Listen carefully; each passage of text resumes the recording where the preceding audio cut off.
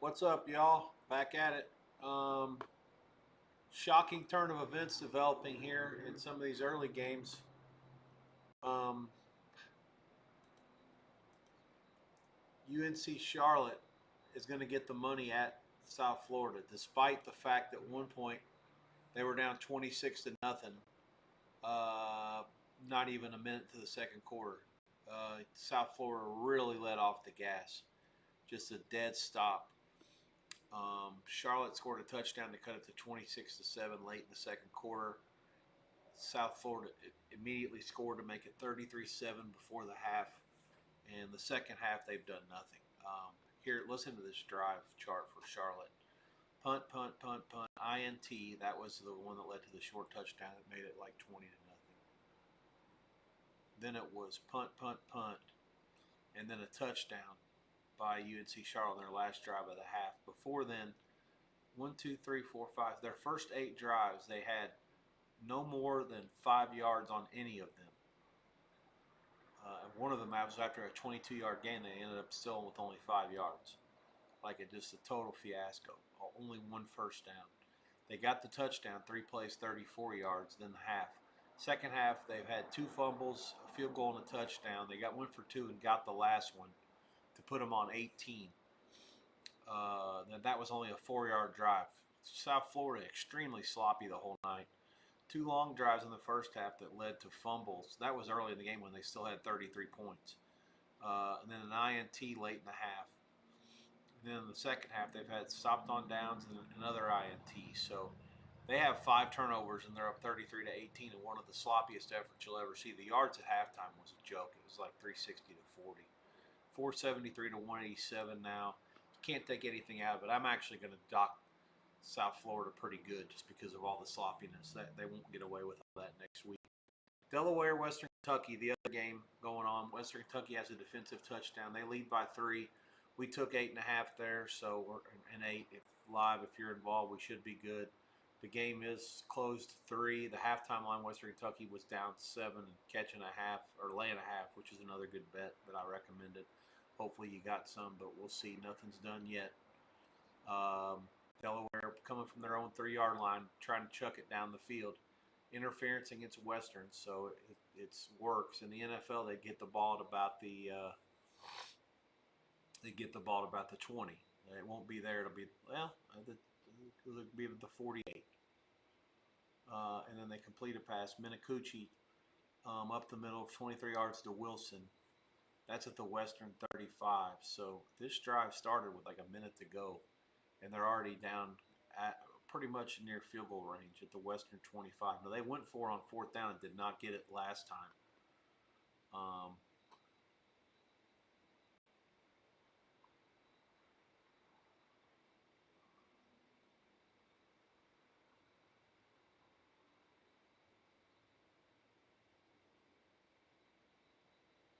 Certainly, Alex Golesh can't be happy with this performance by his Bulls tonight. They've literally done nothing right. This game is still barely started the fourth quarter. There's a long way to go. There is a flag in this Western Kentucky Delaware game.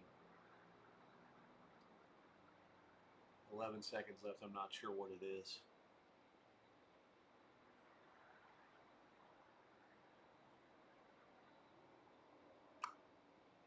The box score seems to have stopped, which is weird. Working all night is a little bit ahead of everything.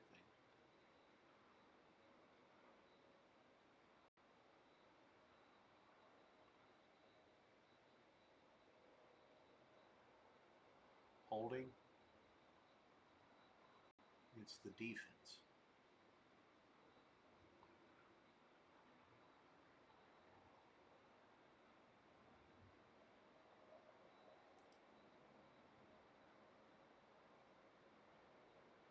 Penalty decline. 11 seconds left. Minucci on the line. Delaware out. Both teams are out of timeouts. Delaware has it at the Western 25. 11 seconds left.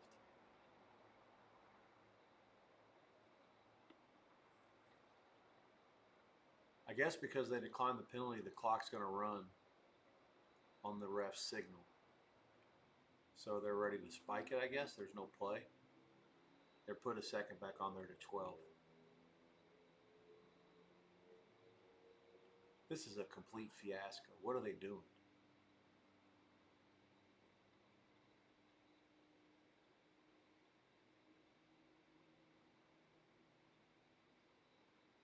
He's at the line. Clock moving. They're taking way too much time. Oh my God, they're setting up for they're just going to spike it there and kick a field goal from the 25. So, okay. It'll be a 42 or a 43 yarder for Reed. This will be at the gun. Let's overtime. He made a field goal from 23 earlier today. And he also missed one, I believe. This is a 42 yarder.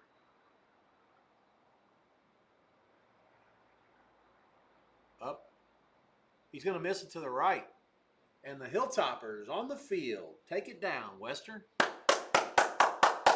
All right, all right, all right. Excellent. Western 27, Delaware 24. Final in Conference USA football from Newark. The Toppers to 5-1, 3-0 in the league. Delaware to 3-2, 1-1 in Conference USA. They certainly had their chances tonight. They fumbled it into the end zone once. Western had a pick six. And Delaware probably did enough things to win the game outside the mistakes. They were the better team for most of it. They outgained Western 435 to 338. 27 first downs to 16, but ultimately just not enough plays to make when they had to. They got 6 plays at 70 yards to set up the field goal at the end, but again, just not enough execution when they had to down the stretch.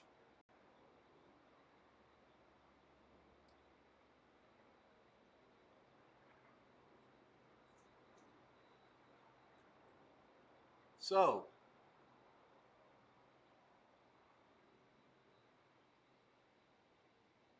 also Las Vegas has won game one of the girls basketball finals, 89 to 86 over Phoenix. The number was 3.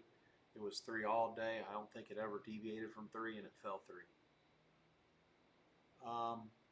33 to 18 now, 11 minutes to go in the Charlotte, South Florida mess. I don't know. There's an injured player. I have to call tap out on that just because I'm not turning on another TV out of principle.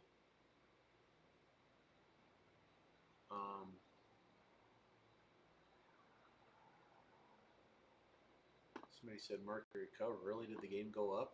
Let me look. I just assumed it was 3. Yeah, there was some 3.5, kind of, I guess. Mostly 3,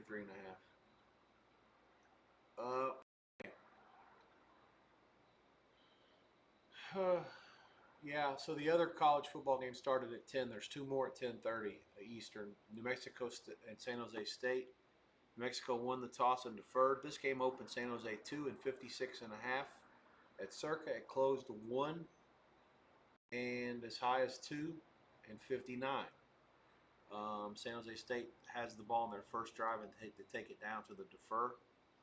It was, let me confirm the exact 12 plays, 75 yards, 550. And they ram it right in. Chavez Soto, a 4-yard run. So at 9:10 to go in the first, they lead it 7-0. That game is on FS1, so I need to fix my TVs to get that set up. New Mexico has gained 9 yards on the first 2 plays. They'll have 3rd and 1. There is a review, and I'm not aware of why. 8:13 to go in the first quarter. So let's see if New Mexico can hold serve as they try to stick in there. They were off a bye. Their last game was a bloodbath at UCLA. They were a 2-touchdown dog and won by 4 touchdowns. So you do the math there and what happened. It looks like South Florida's trying to score a touchdown. They were laying 28, and again, there was 26-0 at the end of one, 33-7. Cover seemed almost impossible. As a matter of fact, the live line was at the end of the first quarter was 50. So it seems almost unfathomable and unconscionable that the final score will be, they won't even cover the 28. They won't even really come close to it, to be honest. It was 23-0. They had the ball, I don't know, 1st and goal, a first down around the, 20, 25. It was Grammatica kicked a 43-yard field goal from the 26. So it was the 31. They were taking over, give or take, around the 31 after a turnover by Charlotte, up 26-0 at the end of the first quarter. 23-0. And somehow, some way, the line was 50, and I mean they're not going to come close. I mean, again, they've really let off the gas, but a really shocking development in terms of how bad it's gotten. I mean, the other team couldn't get a first down. They're going to end up with more than 200 yards now. Maybe. I don't know. We'll see. 9.5 to go. They should. Yeah, but I have no visual yet. We got kickoff on the BYU West Virginia game in about 16 minutes or so. Well, maybe a little less than that. Looks like they're not going to screw around too much. 10:30 means close to 10:30, I guess. And again, I'll fix all these TVs shortly. Got another serious injury in the South Florida game.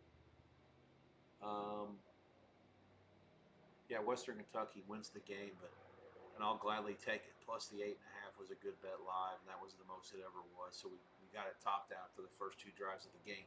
But don't think for 1 minute that they were the better team in the second half. That they outscored the other team, but they were not the better team.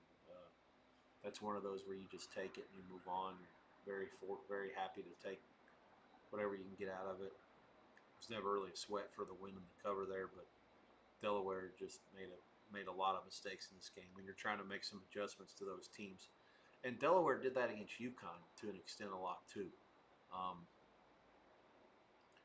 300 yards of offense in the second half, 1 score. They fumbled at the 1. They missed a field goal. They got stopped on 4th down. Just a lot of things that they did that were good, but ultimately they didn't score enough points. And that's what happens when you find ways to lose games sometimes. We have a notable upset for the best team in Rhode Island. Brown has beaten Rhode Island 28-21 in Providence. The Rams were laying 14.5. I think they were ranked in one of the last polls. I haven't been a big fan of Rhode Island. Just watching or looking at some of their results this season in the CAA, they don't seem to me. That whole league is down, to be honest. Villanova, Rhode Island, Monmouth are like the 3 best teams with Elon kind of right there, and then Towson State and William & Mary. None of them are more than a few points better than any of the others, but none of them are any good. I mean, in terms of like actually good teams, like the Ivy League has 2 or 3 teams that are better than that, and Brown was at the bottom of the Ivy, and that goes to show what happened here. You've got Tennessee Tech, who's better than anybody in the CAA this year. The Big Sky obviously has multiple teams better than the CAA. Austin Peay probably better. Tarleton State definitely better than anyone in that league this year. The MEAC, not really. UNC Central not quite as good as any of those teams. Missouri Valley, no brainers. Northeast, no one this year. Patriot League's probably Lehigh would be as good or better than anybody in the CAA. The SoCon's also kind of down. The SoCon used to be in the CAA, used to be the 2 best leagues really, with the Valley in the last 15 years. And Mercer's right there with those teams in East Tennessee and Western Carolina, but none of them are like, great. Same thing, Incarnate Word and Stephen F. Austin in the Southland. The same thing. All those teams are just kind of there. They're all Jackson State and the SWAC, way better than all the rest of those teams. But all those teams are like within a few points of each other.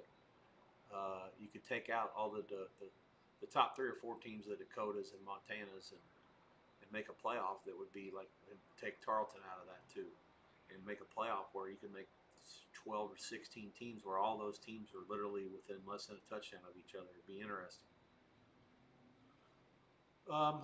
So yeah, Western finds a way to win at 27-24 as a 3-point dog at post. The game goes under the total of 63-63.5. This injury in the South Florida game is serious enough to where both teams have taken a knee, and the South Florida guy's been down for I'll call it 10 minutes.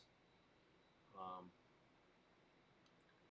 need to go ahead and make an adjustment to the TV. I'll have to keep an eye on the box score, but there's really nothing that's going to happen in that game from this point on that's going to make me think, oh well, that would have been a different result. I mean, it's just hard to believe that it was 23-0 at the end of one, and the live line was 50, and the live total was 65, and it's going to come nowhere near the live side of 50.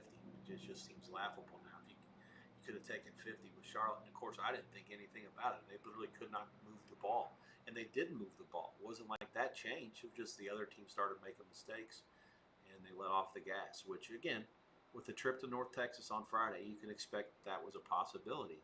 But certainly write that down for future reference with South Florida going forward. If they're a big favorite under Golesh, there may not be motivation for them to just steamroll their way through. I mean, it wasn't like they were interested in any sort of separation once they got the initial separation. And the quarterback at one point was like 4 for 14 and 1 for 9. I mean, it wasn't like Brown was lighting the world on fire. He had 2 interceptions. He ends up with 3 touchdowns.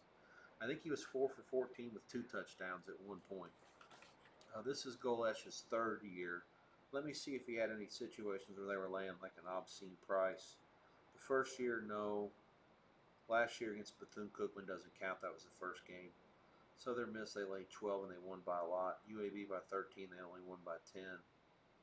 Tulsa by 17, they scored 63. So, yeah, it's not like they can't get separation or cover.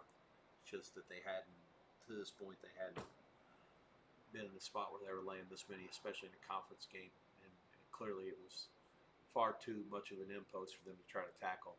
And I'll dock them for it. I mean, that'll certainly make them an underdog at North Texas next week after what we saw tonight. Okay. I have a TV to resolve, so give me about 15 seconds or so, and I'll be right back. Hang tight.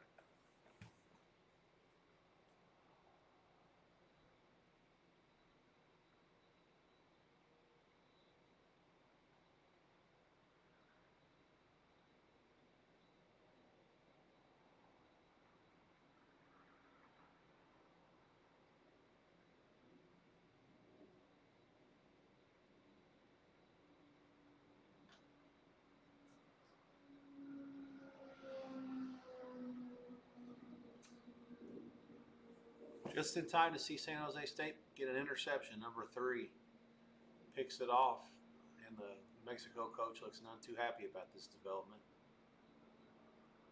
Turner Gooden.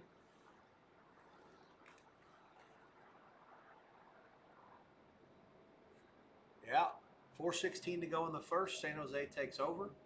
Live price San Jose 7, 55.5. There is a 56.5 out there as well at Circa and at Chris.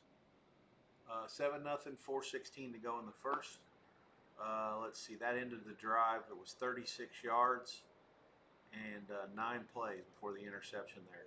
So San Jose takes over at their own 33. First down after getting a touchdown, they lead 7-0 at home against New Mexico. Let's do a little deeper dive into this one as well.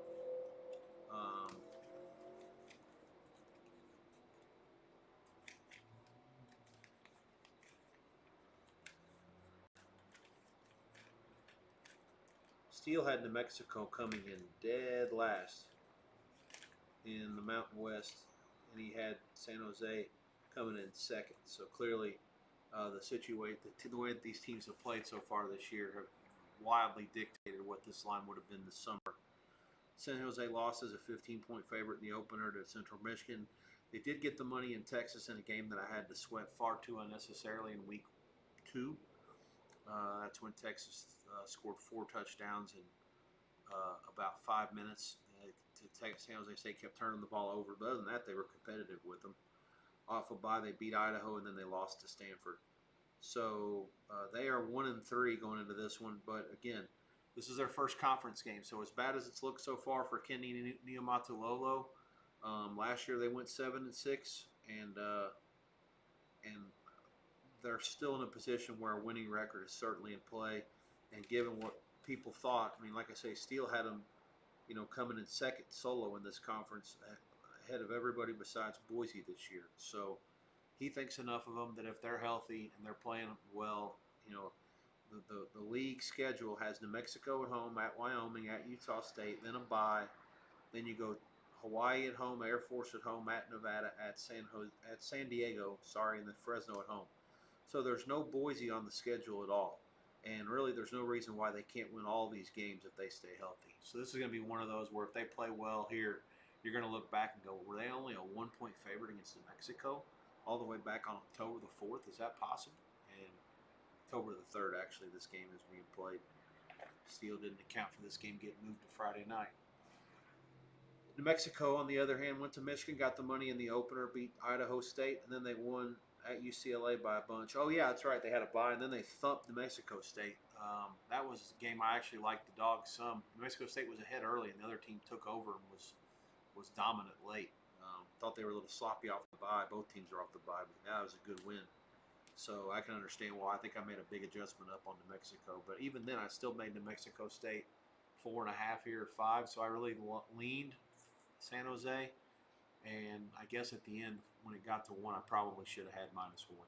In the end, I ultimately just settled for nothing. I'll watch it, see if there's a reason to get involved live. But yeah, I mean, again, part of this is just because where you start these teams, and I've upped New Mexico so far and so fast compared to where they were at the start. And it just, sometimes you can't go any further. You have to see more proof that they're good enough to be close enough to be a neutral favorite, and I just don't have that. Like, I think San Jose is a better team than New Mexico, and they're playing at home. And the market tells me I'm wrong. The market says at the end it was only 1. They think that the Mexico's better than San Jose. I just can't. I just couldn't in any world. Despite I've watched enough of both those teams this year that in any world I just couldn't get to that number. By the way, this is also the first game for the league for New Mexico. I think the Mountain West, for the most part, takes care of their non-conference games. There are some exceptions. Hawaii's already played Air Force because Air Force has service academy obligations twice, with Army and Navy later on. But I think a lot of these Mountain West teams don't play any conference games in September. They wait till October, then their last 8 games are all in the league. So um, despite all the early season posturing and the fact that the Mountain West appears to be the second best group of 5 league this year behind the American, it's all to play for there. Everybody's got everything to play for. And the way that these two teams started in the non-conference, I'm actually glad that this game is on FS1 because, again, Steele thinks that San Jose State can finish second. And even though the start's been disappointing, I agree with him. I think the San Jose State power rating-wise, let's look and see where the Mountain West stacks up. I've got Boise better than everybody by a lot. After that, there's a drop-off to Utah State and Fresno State and San Jose and San Diego State. Oh, I have UNLV second. As much as everybody wants to call them a phony, I have UNLV a clear second, a full touchdown behind Boise. I'm guessing the market's going to have them closer to like 10 behind Boise. Maybe I'm a little bit low on Boise. Tough to say. I have them pretty close to the same against Notre Dame tomorrow, so not much to it. San Jose State 3rd and 3, first down. Eget off to a great start, 7 for 7 with 63 yards, and he just ran for 7 there. They have first down in field goal range, or close to it. So let's see. Boise first, UNLV second. Then there's a drop off after UNLV, a field goal or a little bit more. And then it's Utah State, Fresno State, San Jose State, and San Diego State are all right there together. And then there's a drop off of another couple to Mexico. So that's where we're at. And then again, there's another little drop off where you get to like Hawaii and then Wyoming, and then Colorado State Air Force, and then Nevada behind all of them. But really, even though Nevada is the worst out of 12 teams, I only have them like 20 worse than Boise on a neutral. I'm sure some people may have it more than that, but there aren't a lot of leagues where you go top to bottom and the difference is, 20 points or less. That might be the only one, to be honest. And again, that's always all subject to change. No, that's wrong. Conference USA, that's the one. Sam Houston's awful, but the best team is Louisiana Tech, only 17 or 18 points better. But everything else has a different 25, 30-point difference between top to bottom. But there are also all those mega leagues where there's 16 or 18 teams or 14 teams. South Florida does, and they had it down there at the Pecker line, banged it in. Browns pass. They got the ball back. So I don't know what happened here. Let's see the scoring. Yeah, Dangler 1 yard reception from Brown. 13 plays, 50 yards, 447. So 40 to 18 with still 9 minutes to go. And then first play of the drive was an interception by South Florida. So they start near midfield, and they actually have a chance to get this over the number, which I was yapping a little too quick about them not covering 28, but it's right in play right now, 40 to 18. I did turn it off, so no visual on ESPN2 for me on that one. I've got Snapdragon coverage of Colorado State, San Diego State that's going to kick here in momentarily. The coin toss is coming, and then also game on that's on CBS College Sports, and the other game on ESPN, the big ESPN, is West Virginia BYU, and of course Mexico San Jose on FS1 as we near the end of the first quarter there. Stick around with you all the way until halftime of these two games that are about to kick. I do need to find coin toss information on both of them. And then, of course, once those get to the half and we see whether we're going to do anything live or at halftime, shortly after that, I'll call it, and we'll move on with our evenings, and I'll check back with you tomorrow at 9 Pacific and noon Eastern. Lots for me to do between now and then.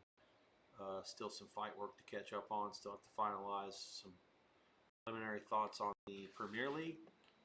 BYU wins the toss and defers. So West Virginia will get the ball to start that game. And the other one, San Diego State, is at home. So Colorado State will call the toss, and let's see what happens there. Pulling up the box. Bear with me.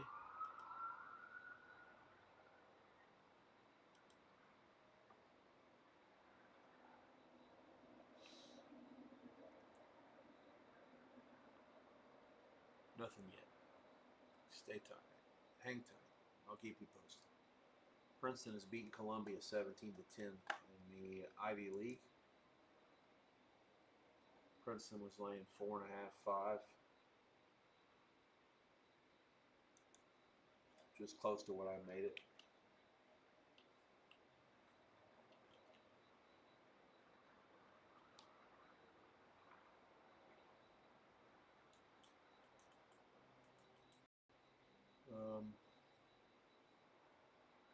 San Diego State won the toss and deferred. So the lines for those games at kickoff, BYU is going to, they were open 19 and 48 and a half at Circa last Sunday afternoon, Sunday morning, West Coast, whatever, and it closed 20 and a half.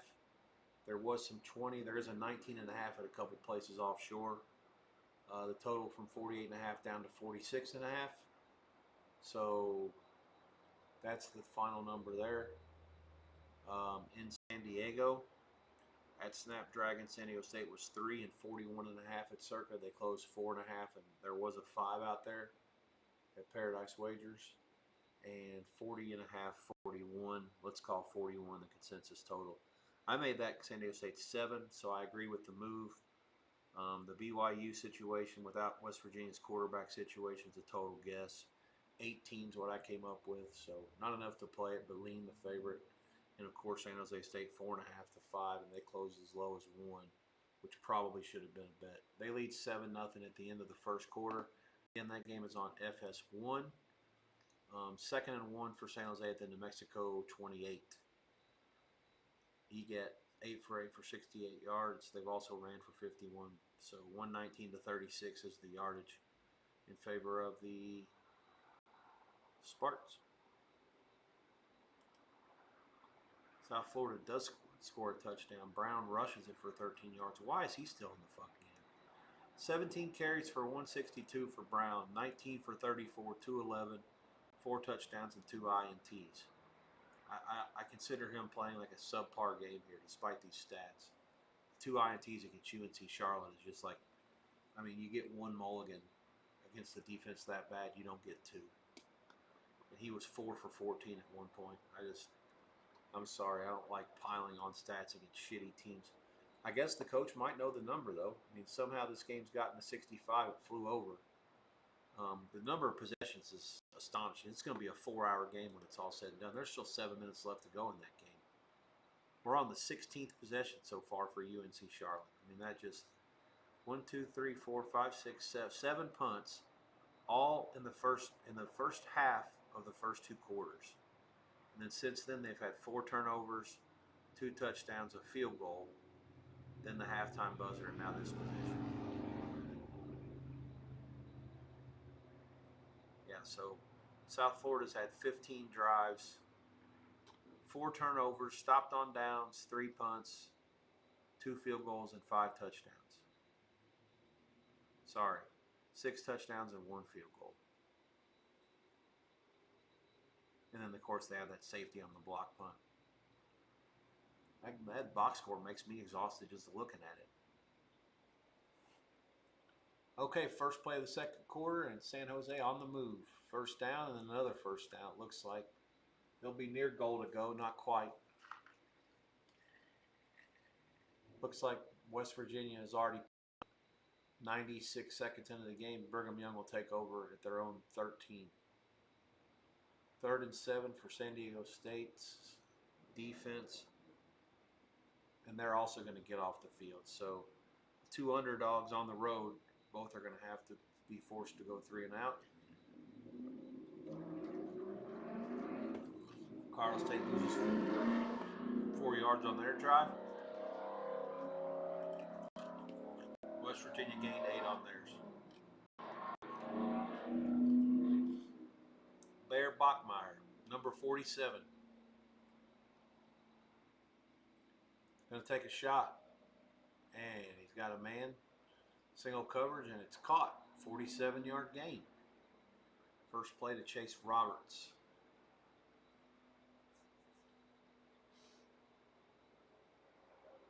I don't really like this spot very much for West Virginia. Although, I mean, they're bad enough to begin with. But you better kick Rich Rod now while he's down. This is his first year, and he's going to build this thing into something that has a chance to win. If they get any financial support there, look out. But they had Robert Morris in the opener. They lost at Ohio U in week 2 as a small favorite. They beat Pittsburgh at home, which will turn into a really good win when it's all said and done. And they lost at Kansas. And they got smashed at home against Utah. They're 2-3, 0-2 in the league.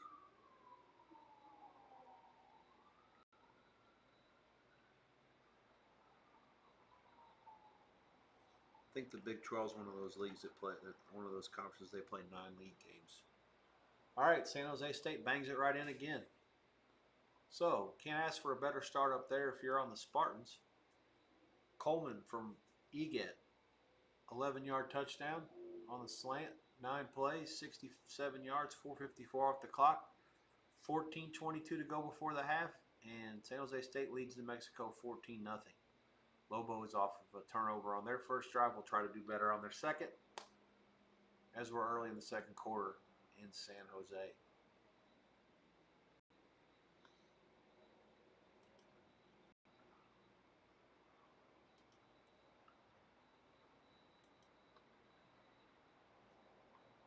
Brigham Young.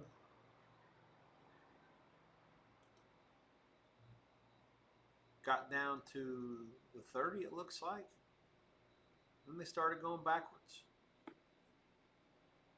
So after the big play to get themselves into West Virginia territory, they did actually get a second first down, but everything fizzled after that. And they're going to have to kick a long field goal.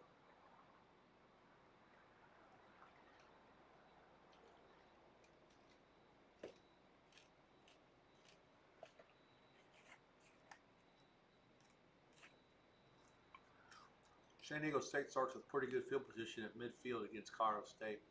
Or I guess they ran a couple plays and got there.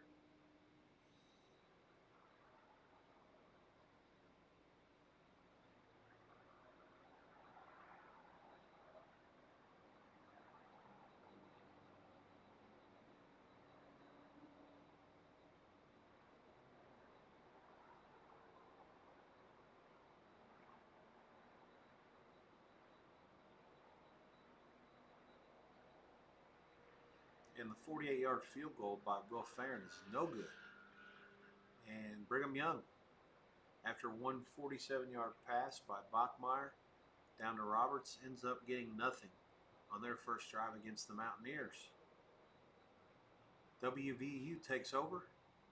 Timeout on the field, 9:51 to go in the first. They'll take over at the 30. No score.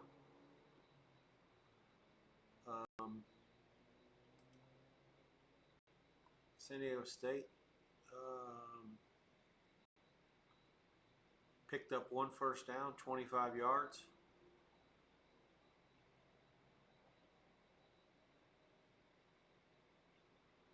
But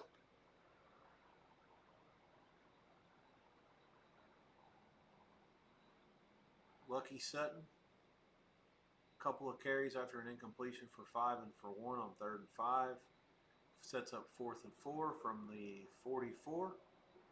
San Diego State's defense has been exceptionally stingy lately, and they're going to get a chance to prove that again because a 43-yard punt will pin the Rams back at their own 1.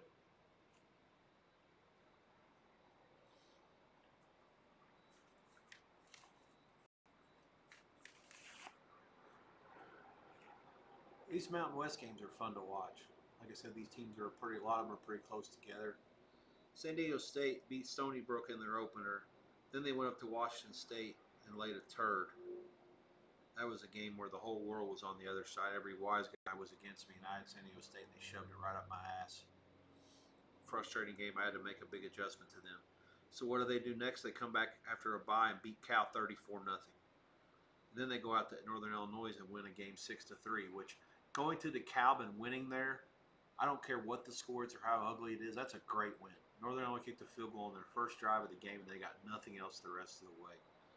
So the San Diego State defense, which looked like absolute dog shit at Washington State, has been great since then. So they're 3-1 going into conference play.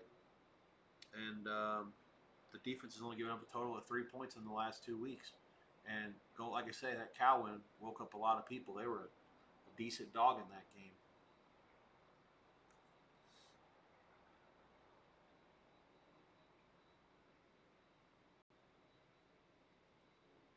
After tonight, they go to Nevada Reno next Friday, and then they have next Saturday, and then they have another bye. So they'll have played 6 games, and then their last 6 come October the 25th at Fresno, with Fresno also off a bye, and then the other 5 games all in Wyoming. All in November. Wyoming at home at Hawaii, Boise at home, San Jose at home, at New Mexico.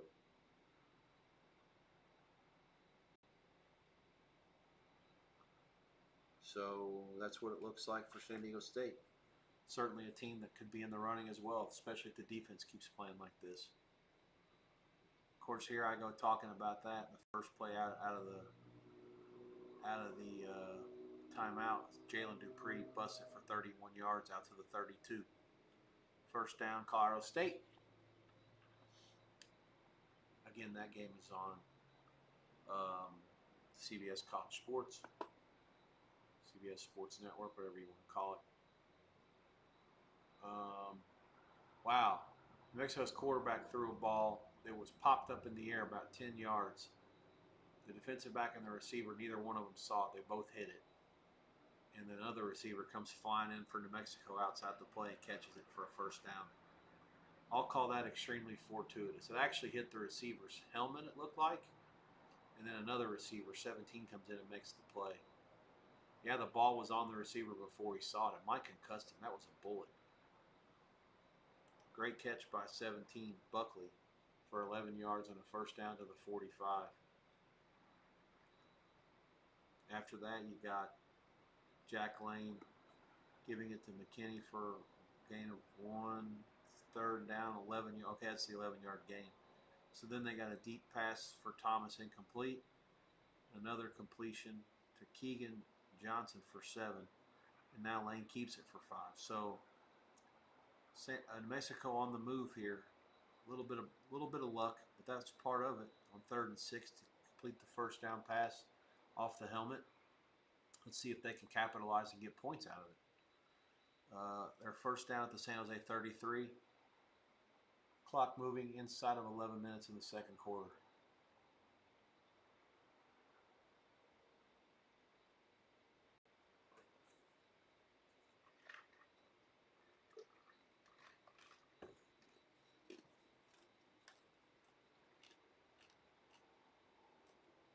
West Virginia, first down. The Mountaineers are starting this Wilkins kid. He's literally the fifth stringer. Preseason. Let's see where Phil Steele even has him in the book or not. I think I looked this up last week and I just forgot the answer. Yeah, Marcio was a starter. He got injured. Henderson, Brown, Watkins. Touchdown to Mexico. Bankston. Up the middle for 4 yards. So good work by the Lobos to answer the bell. 10 plays, 75 yards, 452, point pending.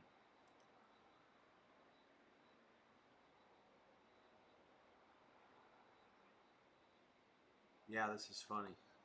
They got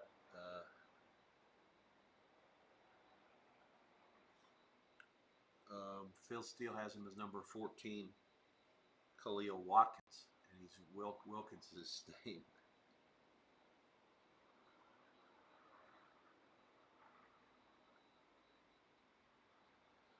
Rodriguez's QBs are always dangerous running threats, and this unit remains a strong point with Rich Rod telling me it could be the deepest QB room he has ever had. Well, it better be deep because the first are all out.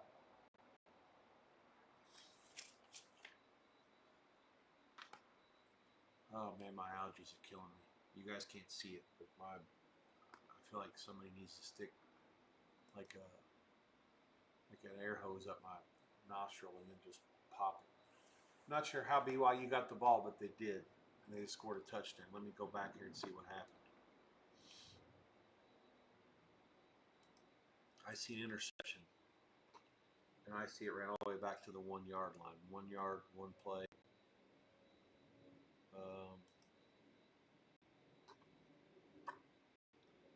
Wilkins pass intercepted by Therian Alexander at the BYU 48. Running back 49 yards to the 3. Personal foul on Wilkins. Half the distance. I guess I either tackled him illegally, face mask, who knows. Anyway, 7-0 Brigham Young. 9:14 to go in the first. And the New Mexico extra point against San Jose is good, 14-7 in there. That game as well, 9:30 to go in the second. Lobos answer the interception with a touchdown. San Jose State 2 for 2 so far on touchdowns. They'll try to extend their lead after the timeout. And we also have a timeout in San Diego. That game, no score, 7:48 to go in the first. Colorado State does end up punting, and after a couple of first downs, they flip the field position. Aztecs will start at their own 18, 46 yards to 25 for Colorado State. So 50 yards that time starting at their own 1. I'm sure they'll take that as a moral W. The punt was only 31 yards. Okay, all three games have a live price. Let's get to them in order. Brigham Young just scored 7-0, 9:14 to go in the first. BYU laying 24 at 48. Over money on the total. There's a 46.5 over 34 at Pinnacle. I like the 48 price better. 24 dog money on the side. 24. I actually think it should be higher than that, but we'll see. And again, it's just a motivation. Does Kalani Sitake have a good relationship with Rich Rod? Because if he does, then this might not be as bad as you would envision it to be. BYU. Where the hell does it? Let's see. West Virginia has a bye after this. They don't play all the way until they go to Central Florida in 2 weeks. Brigham Young, meanwhile, plays at Arizona next week. So this could be a situation where they don't. This is the start of their conference season. They won at Colorado, and then they have Arizona next week. So I would expect them to try to get out of this thing alive. May not run it up. So who knows? Maybe that 24 is right. 14-7 San Jose over New Mexico. There is a timeout there after the touchdown. Live price there just went down. Let me look at the last number. Um, 5.5. The total 61, 61.5. There was a 6 out there as well at Circa. And then Colorado State, San Diego State again. They just kicked again. 7:42 to go. San Diego State just started 4-35. The total's getting bet down from 35 as well. Fascinating handicap. The two lowest totals of the weekend: Colorado State, San Diego State, and Northern Illinois at home against Miami, Ohio.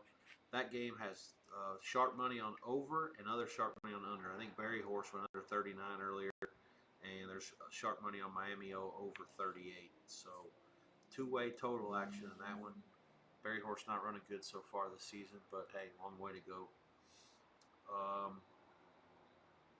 Let's see, on his sides at least for the game, sides and totals for the game. Tonight, this total, yeah, remember this game, this San Diego State, Northern Illinois, who are involved in the two lowest totals this week, were also involved in that 6-3 shit fest at DeKalb last week. Probably has something to do with both teams having such a low total this week. Although, like I say, San Diego State's only given up a total of 3 points the last 2 weeks. Mexico's kick. Oh, this kickoff is run back for a touchdown. If there's no flags, it's going to be 21-7. They don't catch him. Yep, he gone. Well, there is a flag. Bring it back. 95-yard touchdown return by Johnson's going to get wiped off for holding.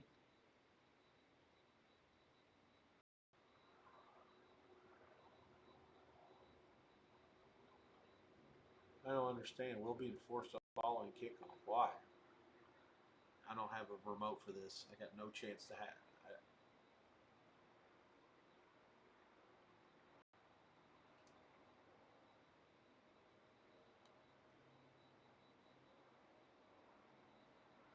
Well, 14-7. Let's see how far that brings it back. Who'd they call it on?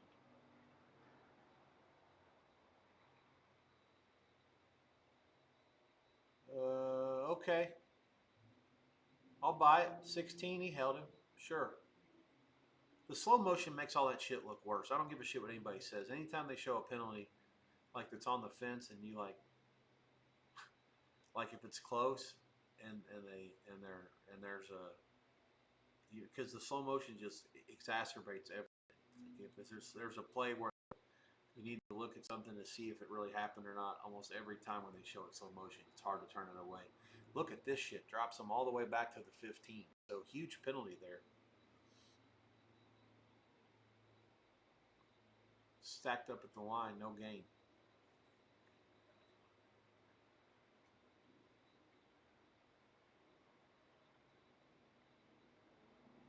Somebody at San Jose State needs to fix this box score. They got the plays right, but they forgot to take the touchdown off. It still shows 20-7.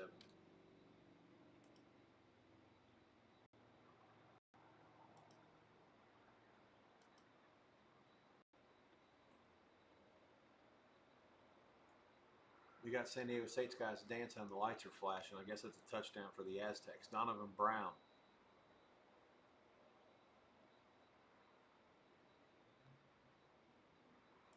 Donovan Brown from Jaden Denegal. 45 yards. 5 plays, 82 yards for the Aztecas. They lead 7-0. And as bad as Colorado State's offense has been lately, I don't really know what they're capable of, to be honest with you. You talk about a team struggling to score. UNC Charlotte couldn't do shit against South Florida. However, they did score a touchdown, but they went for 2 and didn't get it, and therefore the game fell 28. Absolutely impossible to sit there and have a game get bet up from 27-28, and then the final score is 54-26. 37 points in the fourth quarter. When did they score the last touchdown? I have to see this. 43 seconds left. Well, that was South Florida. So it was 47-18. It was sitting 29. And then Charlotte scored a touchdown to cut it to 21. 9 plays, 75 yards, 338. That was with 3:10 left. And then South Florida comes back on their next drive. Must have been an onside kick because it was only 8 plays, 43 yards. And they kicked the extra point by Gramatica to put it on 54-26. Game fell exactly 28 with that score. That, to me, is just the most comical shit. There's a safety in there. Gramatica kicks a field goal. I think that was his only field goal of the game, right? Did he kick one? Yeah, and then it was 7 touchdowns. And Charlotte gets a touchdown, PAT, a field goal, and then a touchdown, 2-point conversion, and another touchdown, 2-point conversion. 8-16, yeah, 19-26. Yeah, I don't even know what to do with the power ratings for those two teams. That game was so ridiculous.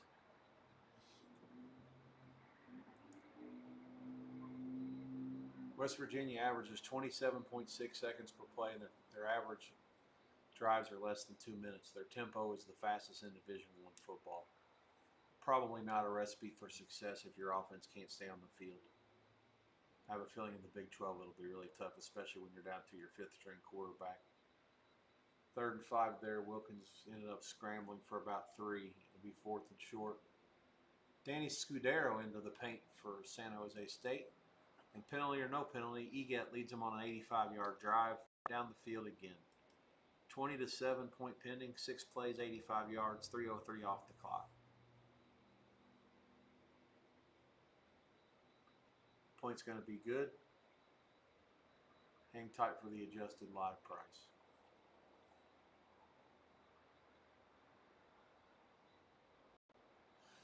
West Virginia on 4th and 1 at the 5-minute mark of the first quarter appears to be stacked up. Looks like he may be short by about a half yard. And Brigham Young's going to take over on downs.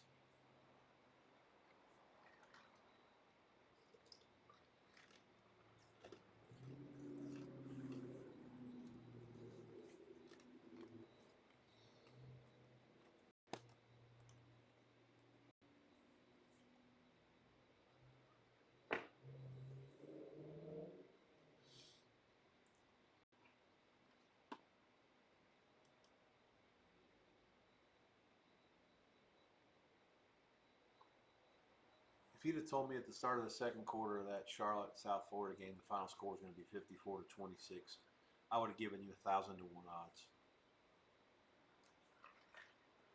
I would have probably given you 500 to 1, give or take a point or two each way. Football's a weird sport. Nothing that I had seen throughout the first 5-6 drives could ever let me think that UNC Charlotte could ever score 26 points. But again, South Florida's defense, the starters are probably pretty good. The backups, not so much.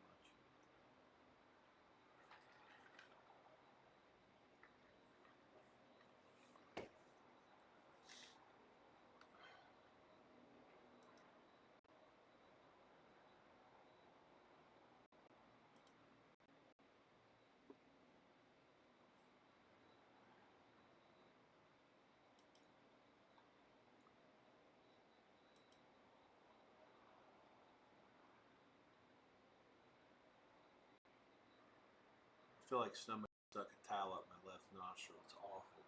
And if I start rubbing it, then I'll start sneezing. No-win situation for everybody. Mexico penalty.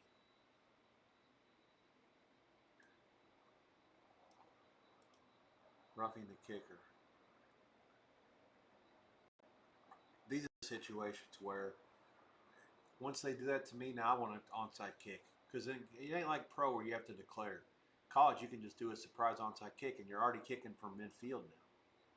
Literally, your kickoff is at midfield. You have nothing to lose. If you don't get it, oh well, they start at their own 38 or some shit. Like, take your chance. Take your shot here. You can blow them off the field. These are the perfect situations. I'm not saying do it every time. I'm saying it's a good a once or twice a year situation. You're kicking off from any spot, anything close to this spot on the field. You have such an edge.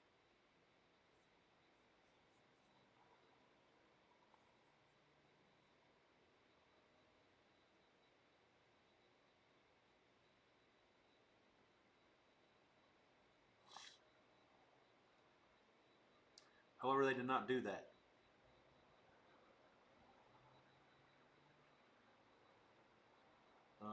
So New Mexico will start this drive at their own 22. 6:10 to go before the half, 21-7 San Jose. Thank you to those who were in the box score. They did get it fixed. San Jose State sliced down the field and diced their way for touchdown drives of 75, 67, and 85. Total of 27 plays. That's an average of 8.4 per play, 227 yards. He gets perfect 12 for 12. Mexico is finding out quickly that this is not UCLA or New Mexico State. A little bit of a step up in class here. Let's see what happens here, though. They defer. They get the ball at halftime. They can continue to start scoring now. There's yet to be a punt in this game. So, let's see. This is only the third time they've had the ball. BYU has scored in 28 straight quarters. That's a pretty impressive streak. It leads the country. They have the ball take over after the timeout at 4:57. Bachmeier fake it to the back, keeps it, runs for about 2. Again, this is a spot where I can see BYU just wanting to get out alive. We had second half under on them a couple weeks ago. Who was that against? Stanford, maybe? I had to sweat the shit out of it, but it got there. But it was a far more close encounter with the number than I had hoped it would be. Yeah, that was in all the way back on September the 6th. Gosh, 4 weeks ago. I feel like it was yesterday. I did sweat the shit out of it. We had under late night feed. If you guys are with me, you'll remember.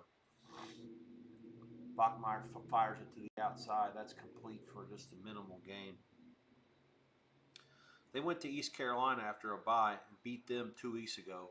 That win has aged well since then. East Carolina has played decent in a couple of their losses and, of course, had a couple wins since then also. And, again, the conference play started with the Colorado win. So, Brigham Young 4-0. They are ranked 23rd according to the Associated Press. I don't know if they're the 23rd best team yet, but the good news in this league is you'll have enough chances against teams that are pretty good that you'll be able to find out real fast. They have Utah coming in the Holy War in about 3 weeks. Actually, 2 weeks, sorry. They go to Iowa State the week after that. They go to Texas Tech 2 weeks after that. But they're 3 games back-to-back. There's a bye. So Utah at home, at Iowa State, at Texas Tech, and then TCU at home. Then they go at Cincinnati and Central Florida to end the season. But, yeah, those 3 games in a row there. BYU will have plenty of chances to prove their worth. And,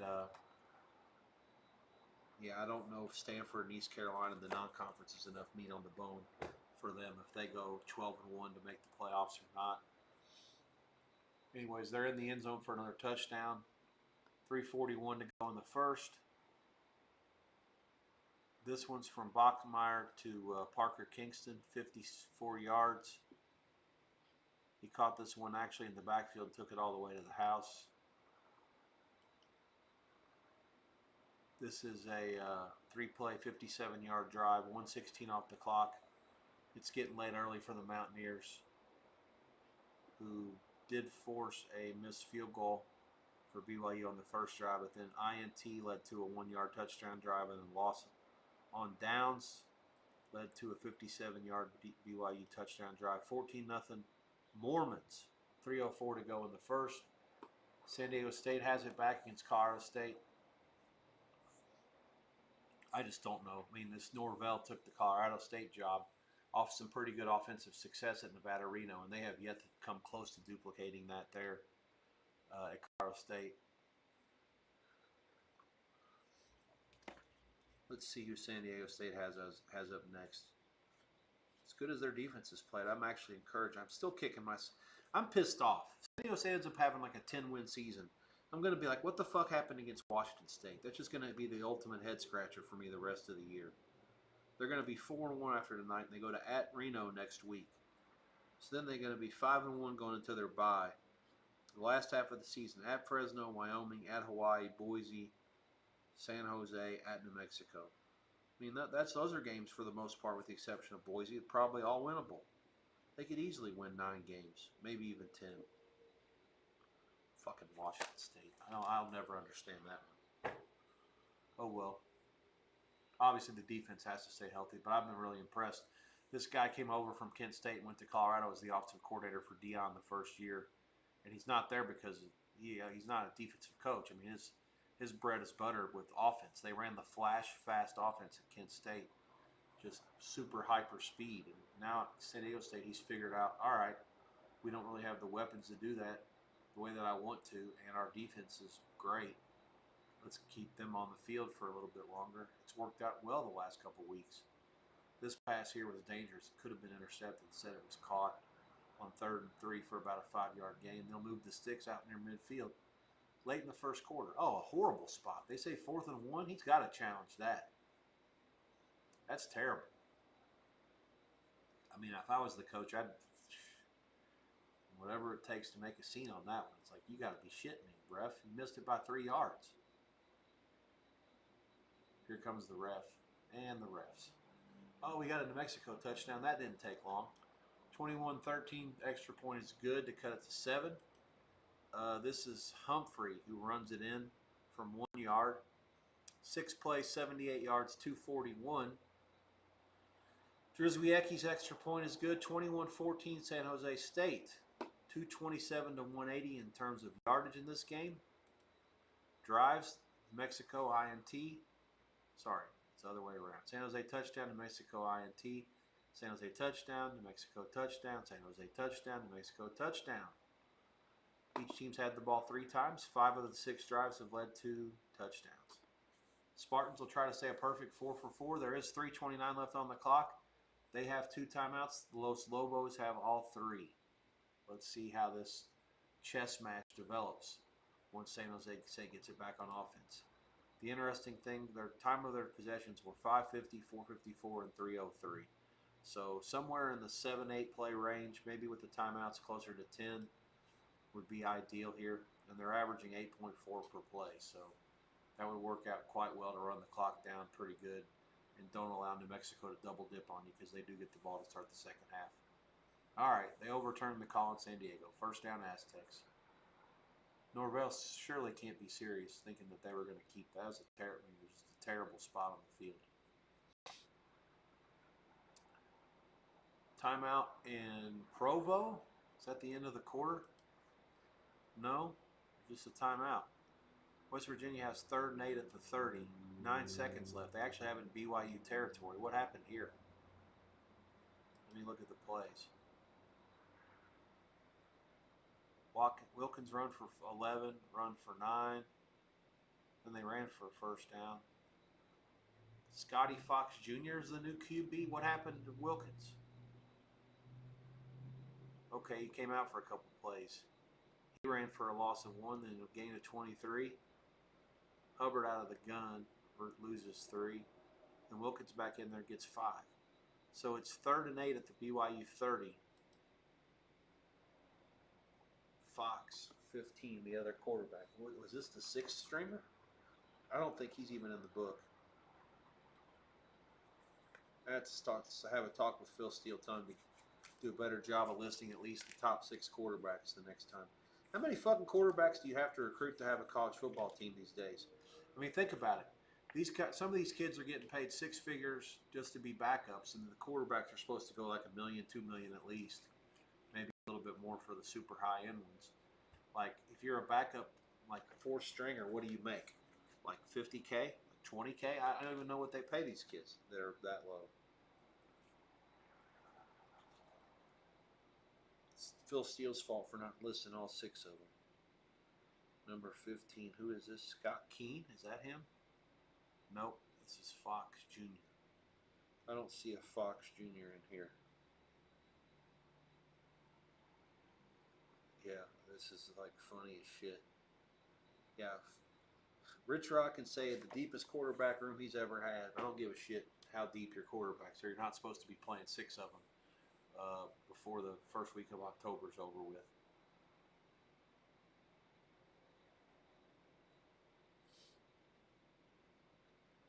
What's happening here in this?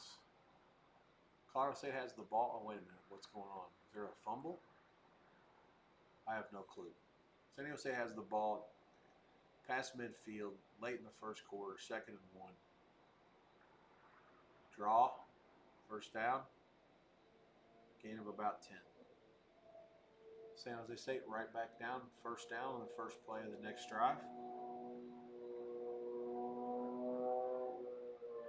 Wilkins scrambles for 5. So there must have been a holding penalty to move him back because it's 2nd and 13 now. Into the first quarter, West Virginia has it at the Brigham Young 35, second and 13. Yardage is only 120 to 98. Unfortunately, the statistic that matters is on the scoreboard, and it says 14 for the home team and nothing for the visitors. Live price in Provo, 25 and a half, 26 and a half is pretty prevalent. Total 48 and a half flat. I'm okay with that. I actually think that West Virginia will score some points, but it's key to not get shut out in the first half. The longer the shutout stays in effect, the better chance that Niumatalolo or God, why am I blanking on this guy? Niumatalolo.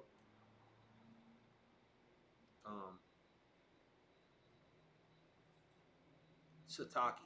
Jesus Christ, bad job. Racist. Got my Hawaiians mixed up.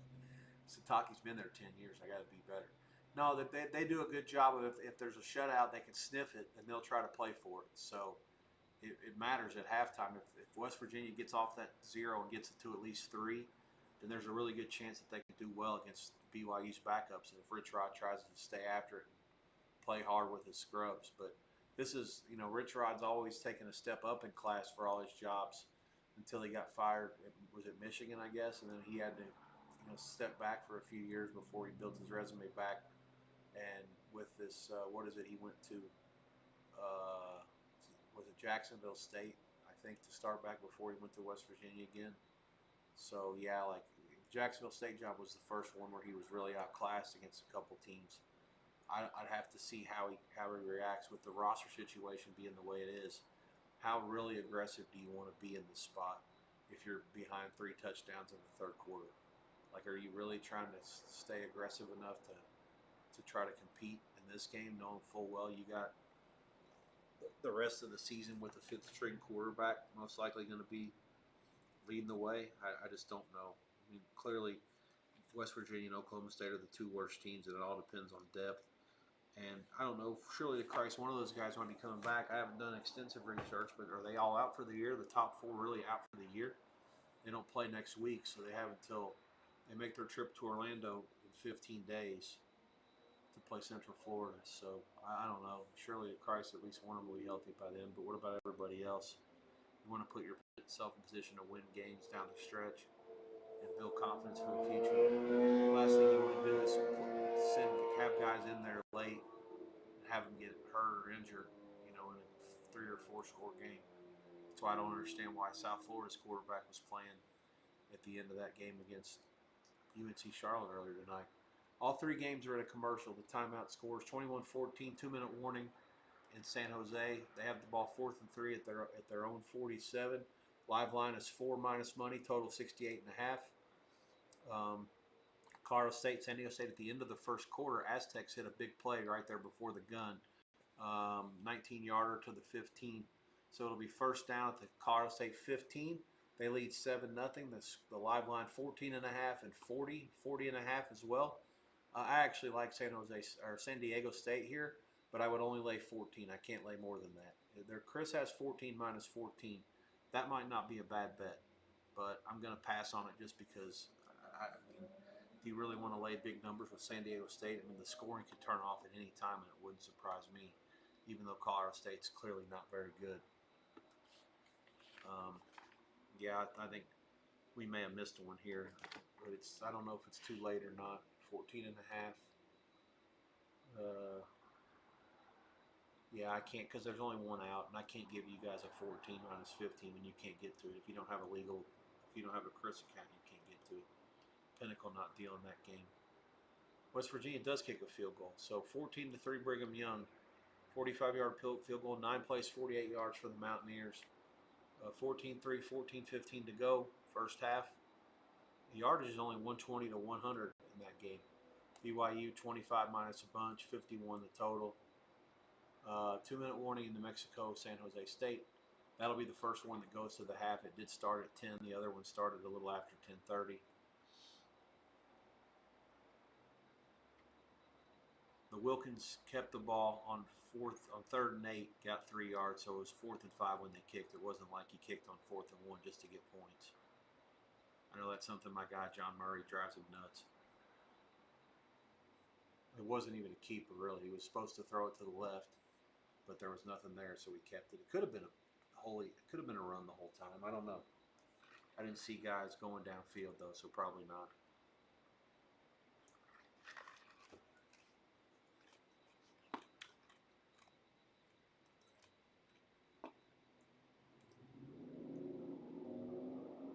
San Jose State had the whole 2-minute warning to figure this out.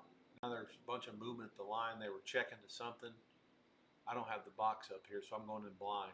Now we got a procedure penalty against San Jose State, and they're going to have to punt it.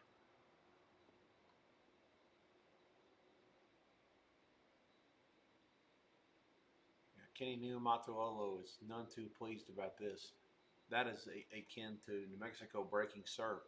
So the Lobos were jumping around up front, moving some guys before the snap, and it got San Jose to jump. So, yeah, punt team coming in for the Spartans. This will be the first punt of the game for either team. Colorado State's thrown for -8 yards. San Diego State 97. That's the difference so far in this one. And it might not change. It's a sad thing. Ugh. Wow, this kid for San Diego State didn't even want to go down. I'm actually hoping for a field goal here. We might get a chance to lay this a better number live. Be ready to go. I'm convinced the Colorado State can't score.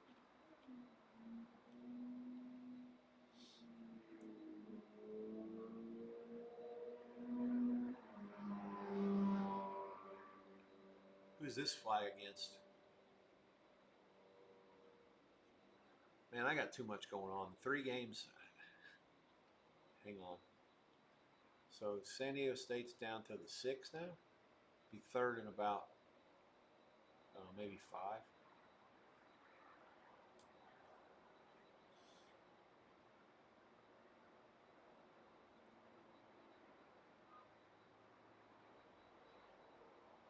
Ugh.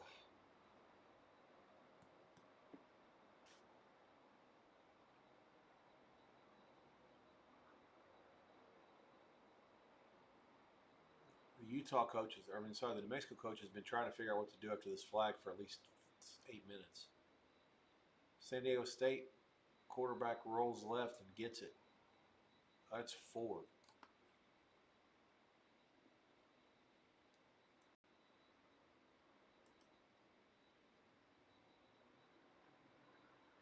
So that was a short pass from Emmanuel to Ford. So what happened here? Was it a trick play? I missed it. Oh no, he's a quarterback. He just doesn't start. 66.7 completion, 34 yards. What is he, 2 for 3 or 4 for 6? Anyways, they've powered it down to the 1 now. Who is this? Christian Washington. They called him down at the 2.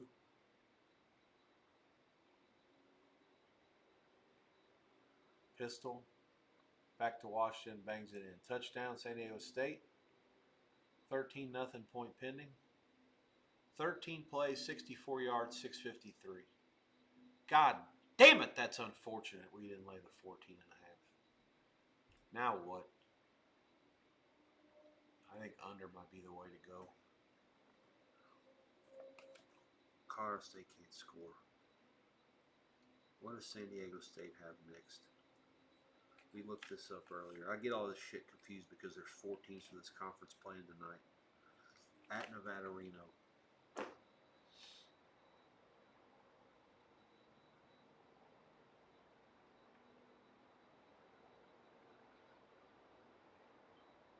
Extra point good, 14-0 San Diego State. 166 to 48 total yards. 24 plays to 12 average yards per play, 6.9 to 4.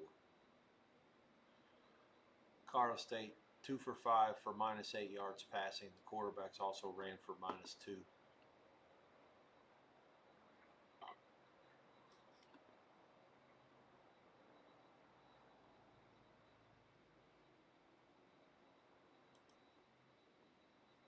42. Chris has 42. The game was 41. They're also 17 minus a jillion. You guys can't get to this, and I'm not going to give it to you just because there's not enough outs. I do like the favorite some, and I like the under more. Circa has it 42 under. We'll wait till halftime, or we just won't play.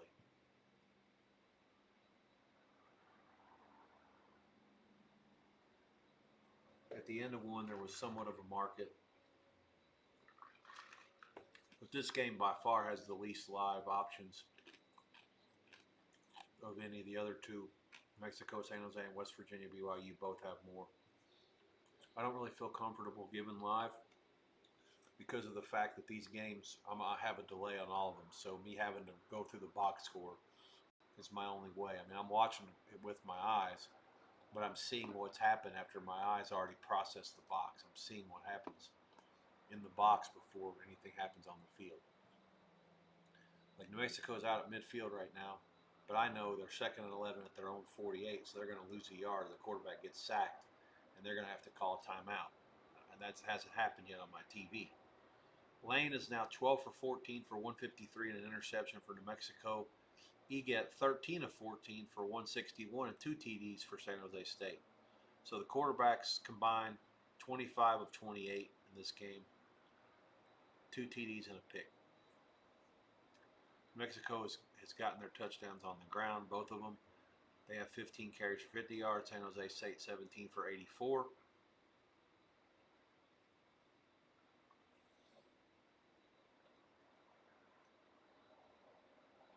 That sack came at the 1-on-1 mark and it forced Mexico's first timeout. Lane threw it deep to Johnson, incomplete. 3rd and 11, 56 seconds left near midfield. Each team has 2 timeouts at this point.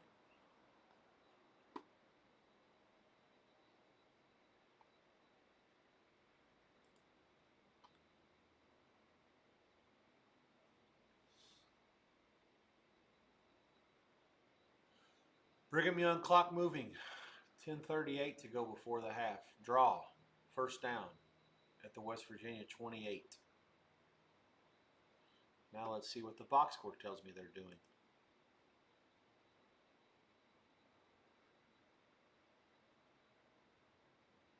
It's actually not too far behind. Official timeout for an injury at the 10. Oh, no, that's why.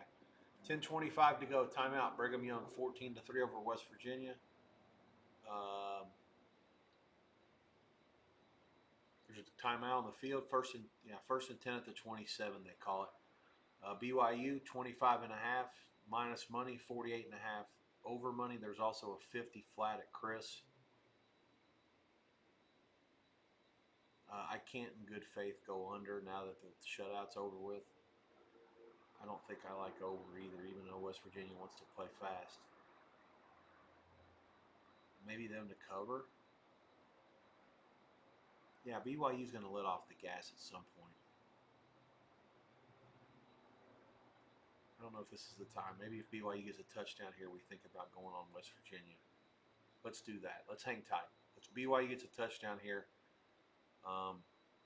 They do get the ball at halftime. Shit. I don't know. Maybe we're overthinking this. All right. Hang tight everywhere. We'll figure it all out. I'm not going to do all this shit all night to not have something to sweat. Say that much. Big return by San Diego State out of the end zone on the kickoff out to the 30. That's where they'll start. A little over 12 minutes to go in the first half.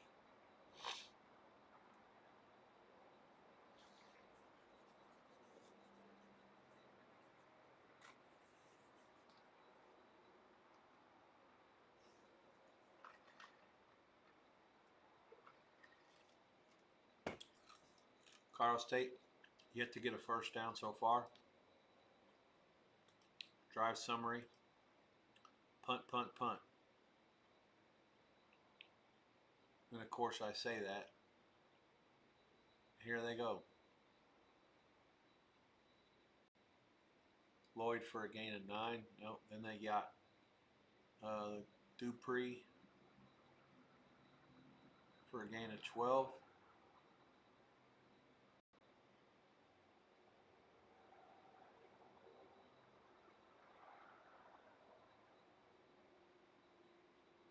And then it's Armani Winfield, 49 yards from Jackson Brousseau. And just like that, San Diego's defense, which had yielded 3 points in the last 9.5 quarters, has given up a touchdown. 14-6 point pending. 11:24 to go before the half. Oh, it's a flea flicker. Oh, caught him eyes in the backfield. He's wide open. It was like throwing a pop-up to the center fielder. Nobody within 20 yards of this Winfield. Flea flicker got him.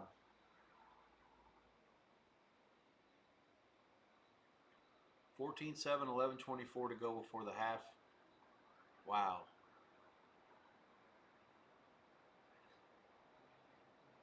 I'm not sure if that's a staple of their offense or whether that's something that they had seen that they might be able to pull off based on San Diego State's defensive backs just consistently cheating up, not respecting the ability to throw it once you give it to the running back. But they did that time.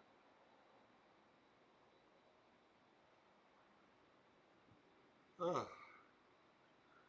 Thank God. No under. No side either.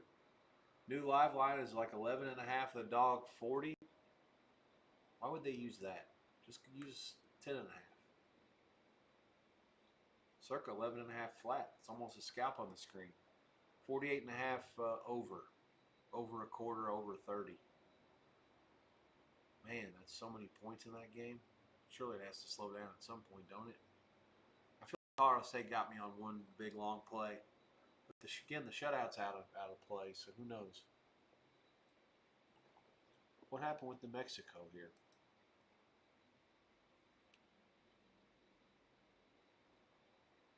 Okay, Latu broke up a pass. Lane was sacked, but they called a face mask before that. So they had it to 35 seconds left, incomplete. Then they completed to Buckley. Then they complete another pass to Thomas. So they're down to the 7 now. So New Mexico has one timeout left with 16 seconds left. First and goal. This could be a significant game changer here. They get the ball at halftime as well.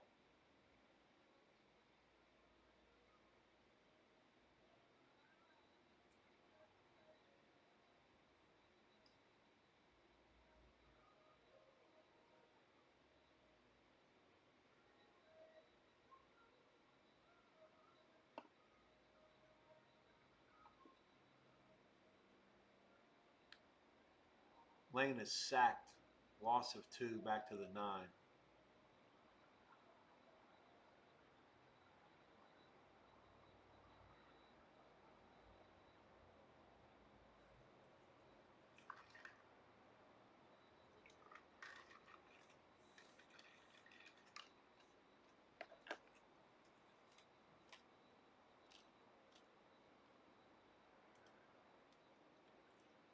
So they call their last timeout.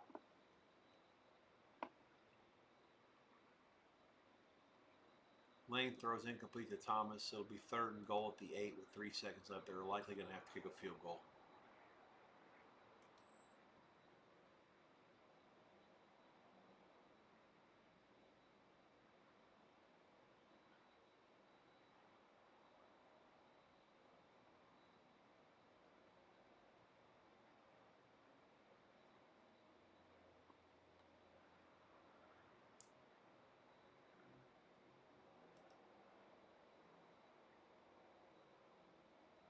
Yardage is 245 to 217 for San Jose State. The Lane is 14 for 18 for 178 now, aided a large part by the last couple of drives. He threw a pick on his first drive, but they've scored 2 touchdowns, kicked a field goal. San Jose went 3 touchdowns and then a punt to end the half.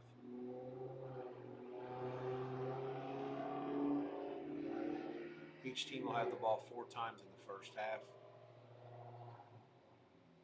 The pass by New Mexico was actually caught, but he was out of bounds. We got a turnover for Brigham Young. God dang it, I should have took 25.5. Fuck off. 8:19 to go.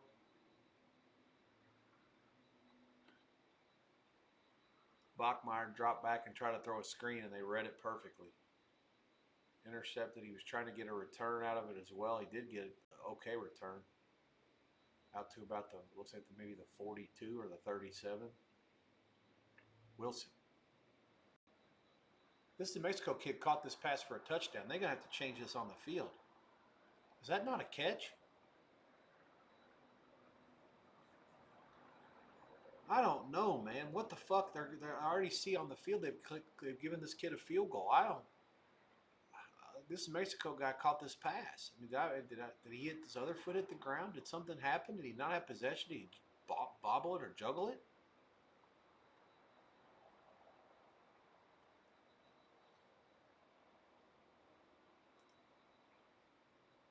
I got no idea what went wrong there, but that's a tough break.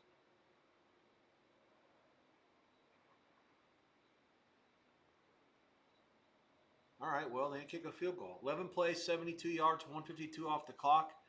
That's the end of the half. It's San Jose 21, New Mexico 17. Lobos get the ball to start the second half and have scored the last 10 points.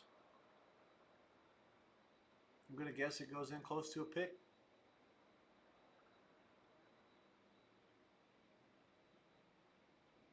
Maybe even New Mexico a small favorite.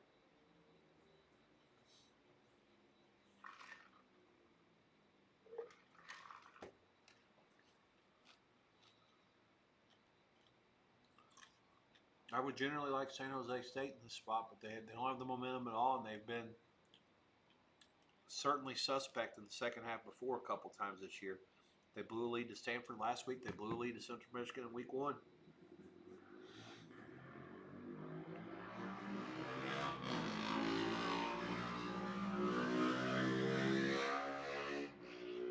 That's just going to keep me off of it. Simple.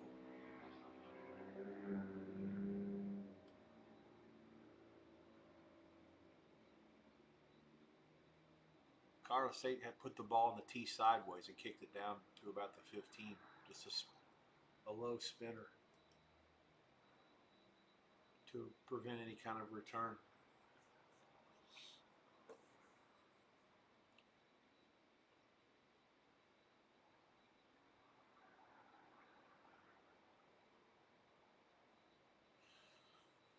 Lucky Sutton.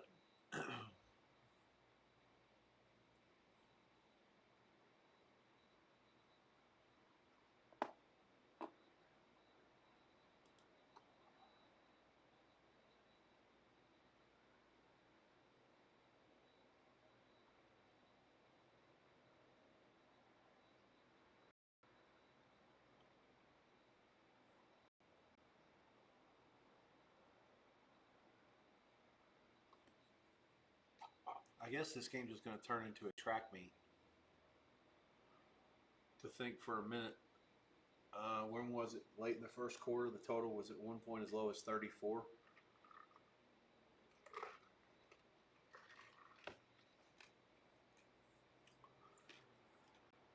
Then you got at one point South Florida was laying 50.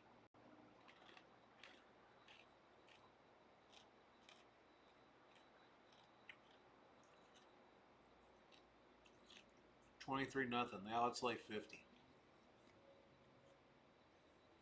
Jesus.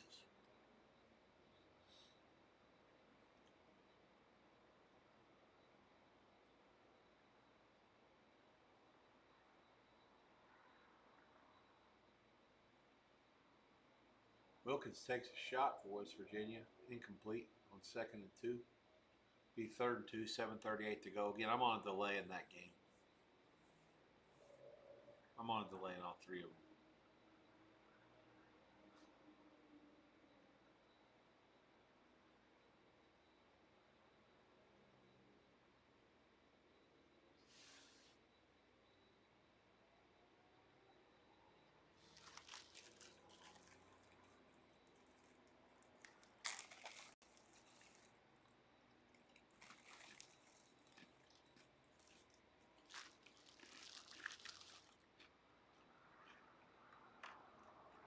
San Diego State, 3rd and 8. They throw it. It's really close to the sticks. He fell down before he got there, I think.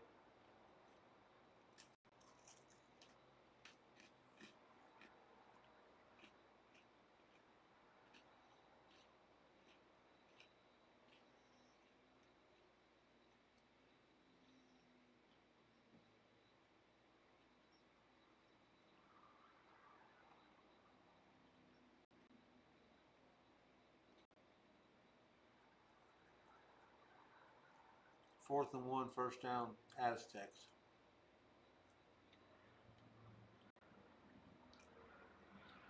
West Virginia had 4th and short. They goosed it. Looks like BYU lined up offside.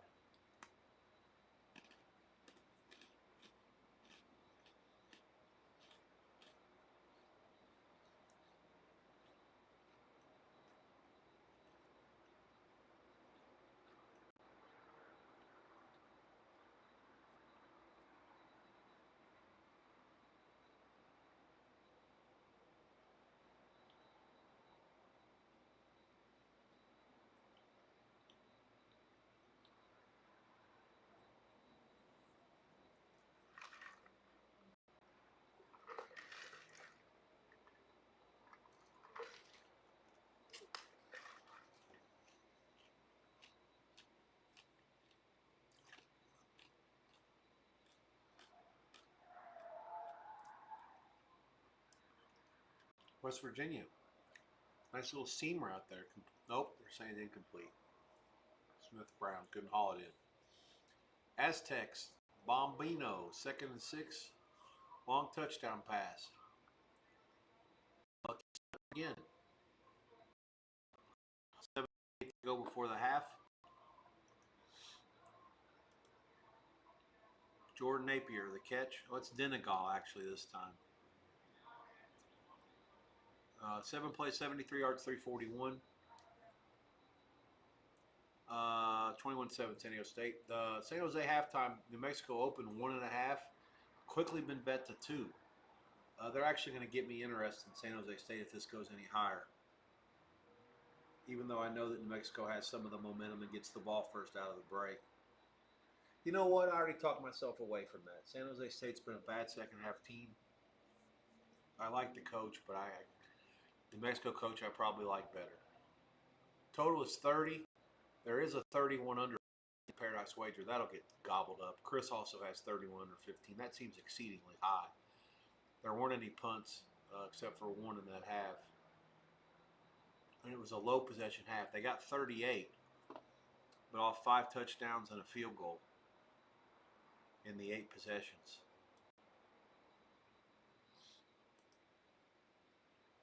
Three touchdowns and a punt for San Jose, 2 touchdowns, a field goal, and a pick for New Mexico. 38 points and only 8 possessions. That's not likely to continue in the second half.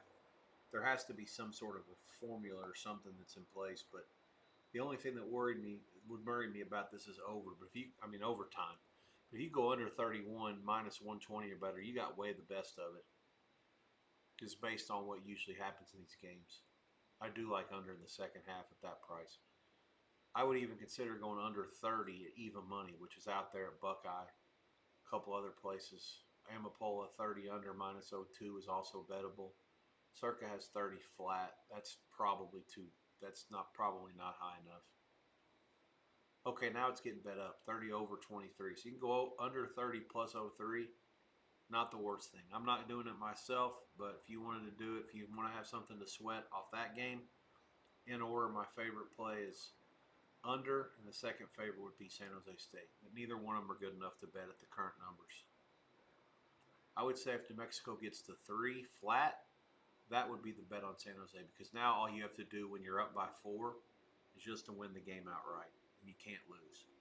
Whereas if you take 2.5 or 2, then if the game fell 1, then you lose, and that's no good, because in theory you could have laid 1 at the end with San Jose. So those are my thoughts on that one. 2 more to go. Both of them started a little after 10:30, and they'll probably both go or should go into the half around the same time. When they do, I'll give you my thoughts, and then I'm going to call it a night. Look forward to being back in a little over 9 hours from now.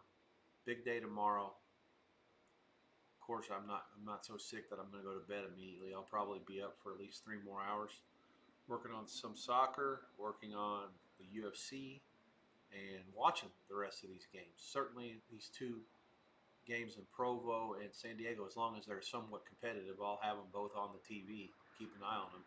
I have a feeling the best game when it's all said and done, and I'm not splitting the atom here, It's probably going to end up being New Mexico, San Jose State, and that game started before either one of the other two games. So, unless it goes 4 hours on its own, it keeps me up till 2 Eastern. I don't think that'll happen, but you never know. Wild shit can happen in these Mountain West after dark games.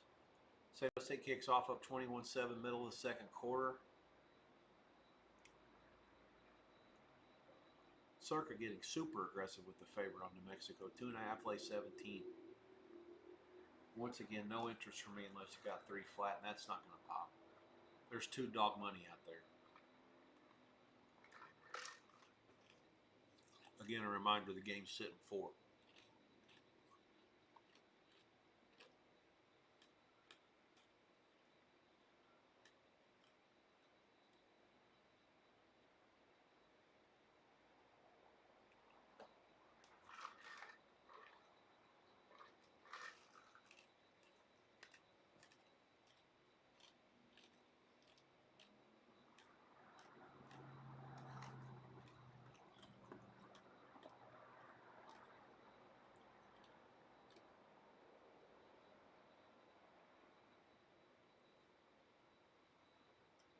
I am looking forward to watching Pavia and Vandy play at Bama, knowing that they're going to have Bama's full attention tomorrow. This Vandy's fucking good, man. I've watched good parts of their games. Their offense is well designed. The quarterback knows how to run it. They can put up points in bunches. They average a lot of yards per play. They haven't played a defense that resembles Alabama. I will admit that. But they scored 40-something against them last year, right? I mean, what the hell not? Same coaching staff, same regime. Who knows? Difference is this time they're only catching about 11 and not 24.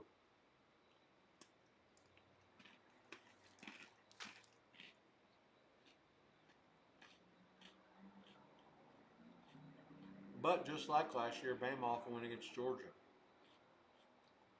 BYU on a slant, and he gone almost.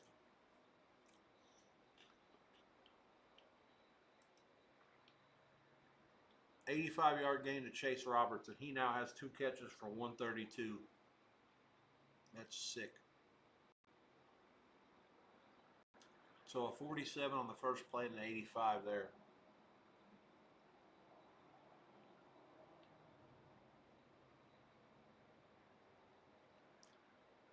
Bachmeier 7 of 9 for 201. LJ Martin, first and goal at the 4. Gun, draw, in. They're going to review that for sure. They called a touchdown on the field. 5:17 to go in the first half, 20 to 3-point pending.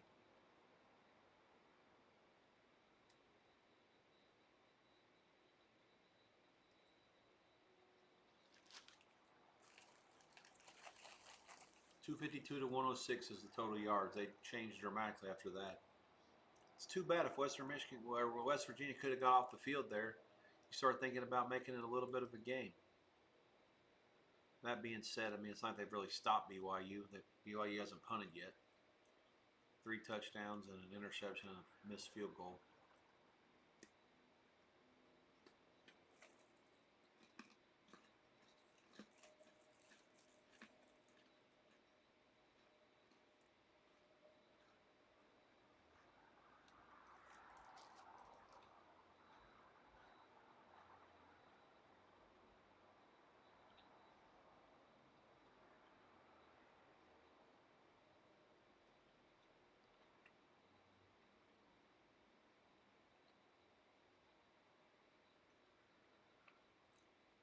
Farron's extra point good, 21-3. They confirmed it.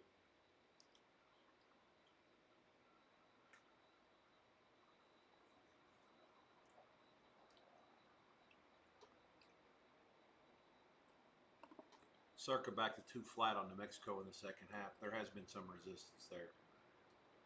2 dog money at a lot of places. Chris still has 2.5 to dog a bunch of money. Total 30.5 over 15 at Buckeye, 31 under at Chris.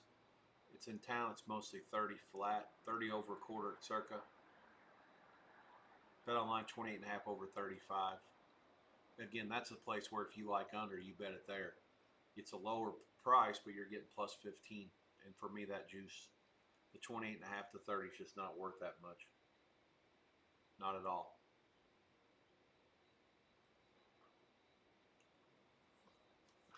Both these second quarters have 5 minutes left. Brigham Young 21-3, San Diego State 21-7. That game, what happened? Colorado State called a timeout. They had 3rd and 7, and Jalen Dupree runs it for 3 yards to the San Diego State 39, so it'll be 4th and 4. 5:08 to go. I assume they'll go for it. Probably not a good idea to assume anything. And I am behind there. Behind on all 3 games.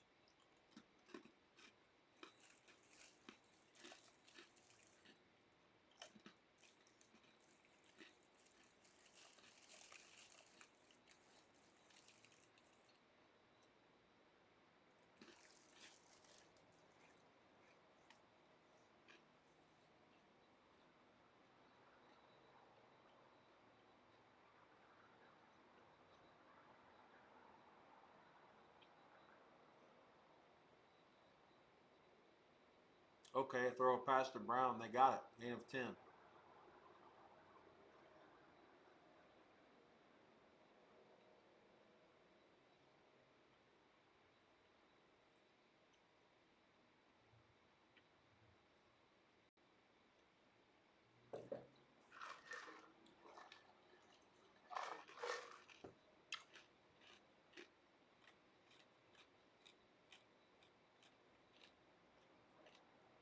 That's a good concept and execution by Colorado State. Sent a man in motion to the left, knowing the defense was man. Outnumbered him. Rousseau was able to roll to his left. They picked him off.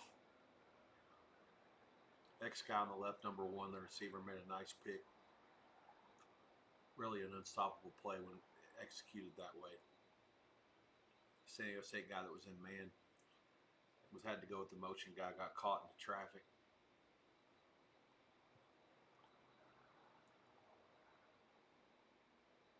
So we got a 2-yard gain,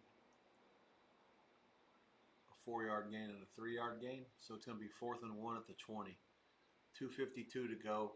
TV's 2 plays behind. I'll keep you posted on the box. Mexico and San Jose State. About 3 minutes before the half starts. Painted 2 and the total 30. Over a bunch of money. There is a 31 flat at Chris on most. That's just about bettable.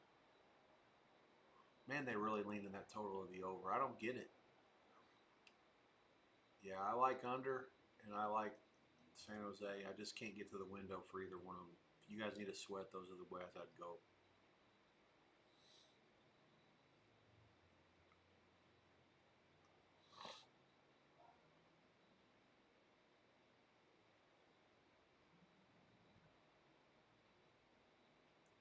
West Virginia's quarterbacks have ran for 82 yards. The rest of the team for 20.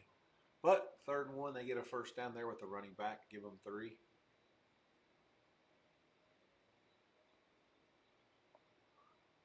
Dupree on 4th and 1 gets 2. And so that's going to run it down to the 2-minute warning most likely.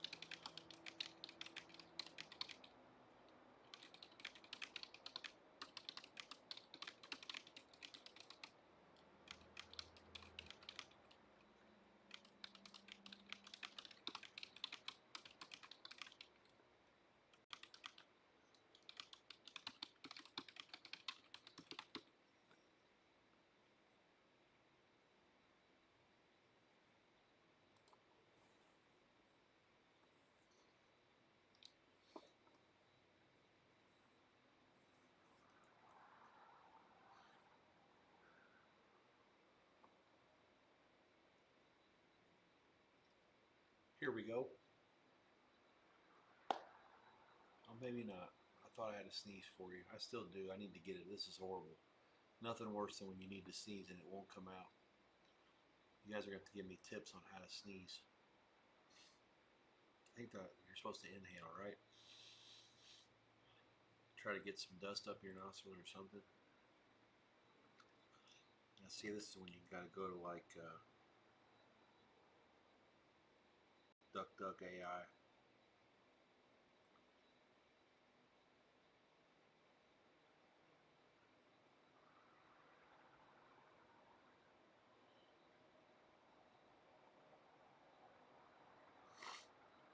Look at a bright light. Now the lights aren't here bright enough. Pluck a nose hair, no thanks. Cold air, eating spicy food. Eating spicy food does work. So I had that for lunch. No, the threat is gone for the time being here. 2:08 to go. Brigham Young takes over. Up 21-3. 2-minute warning in San Diego. 21-7 Aztecs. Colorado State first down at the San Diego State 18.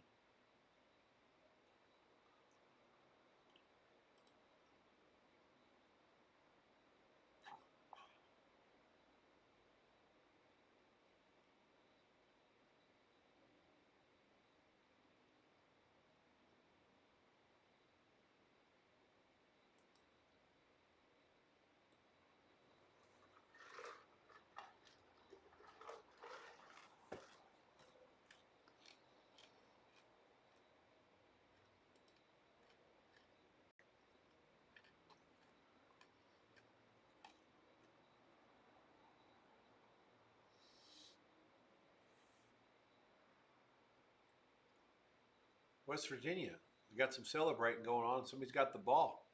Guess we have turnover for the Mormons again. Bachmeier. What happens? Oh, it's supposed to be an option, like an RPO type play out of the gun. Bachmeier, the number 5 for West Virginia, came in and just made a play. Deflected the ball. Basically stole it from him. What an excellent play. That's the kind of shit that BYU can get away with when they play against teams that aren't very good. And they have a couple more weeks of that, but they can't go to Arizona and do that. I don't even think Arizona's that good. You can't get away with doing something like that. Hubbard up the middle, touchdown West Virginia. West by God. 2-minute warning. They've scored to cut it to 21-9. Point pending.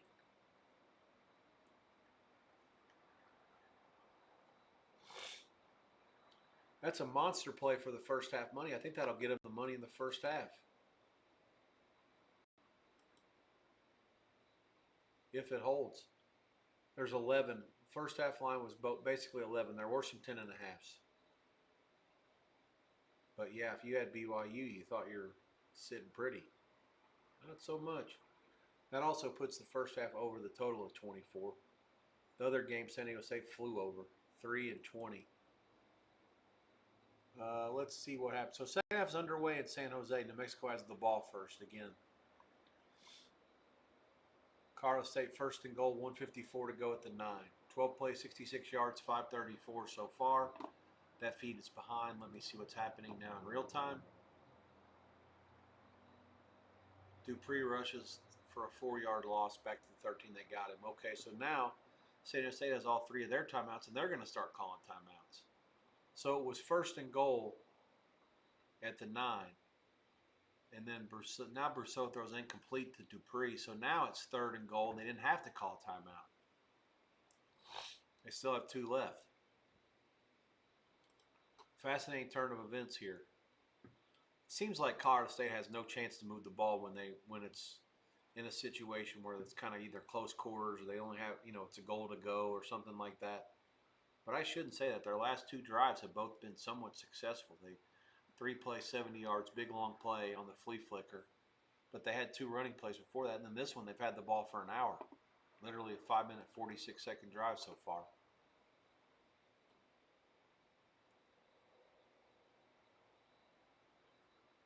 So West Virginia's big touchdown has changed the momentum in that game. 21-10, BYU gets the ball at the 2-minute warning. They also get the ball at halftime. The live price there, 21.5, 22, total basically 55.5. I think that's too low. I liked under earlier, but that's before all what happened there at the end. And, the halftime price is probably going to be 23.5. So you're basically saying that, you're only playing, okay, if nobody scores before halftime, then it's only 1 point higher. And if somebody does score before halftime, now you're free rolling with an edge. Of course, like I say, part of me wants to go under the second half anyways. But, the way West Virginia plays, it's really hard to do that. This might just have to be a bunch of passes. Suck if we try to have 6 different options, side or total, for 3 different games and can't come up with anything. Colorado State's the one that calls timeout this time. 1:42 to go, 3rd and 13. 3rd and goal to 13. They lined up with trips left, back offset to the right, 1 receiver to the right. Play clock was down to 1. Brousseau's pass is going to be hurried by Beatty and incomplete to Avant. And that's 136 is going to set up a field goal.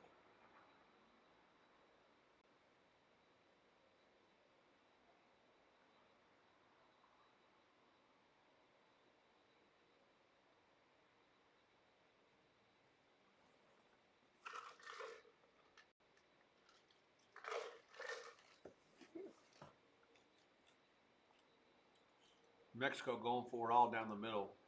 San Jose defender just grabbed him and held on. Interference. In college, that's only 15 yards. In the NFL, it's about 40. Nice play.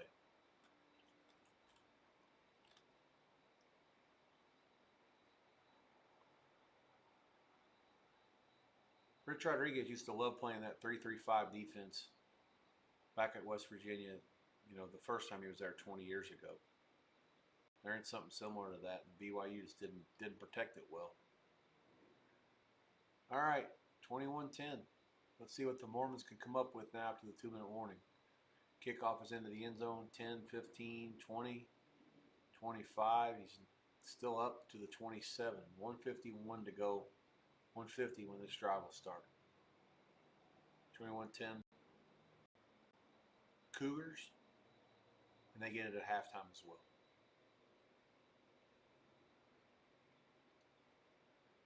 Jesus, bad snap by the center. Had no choice. Had to chuck it away.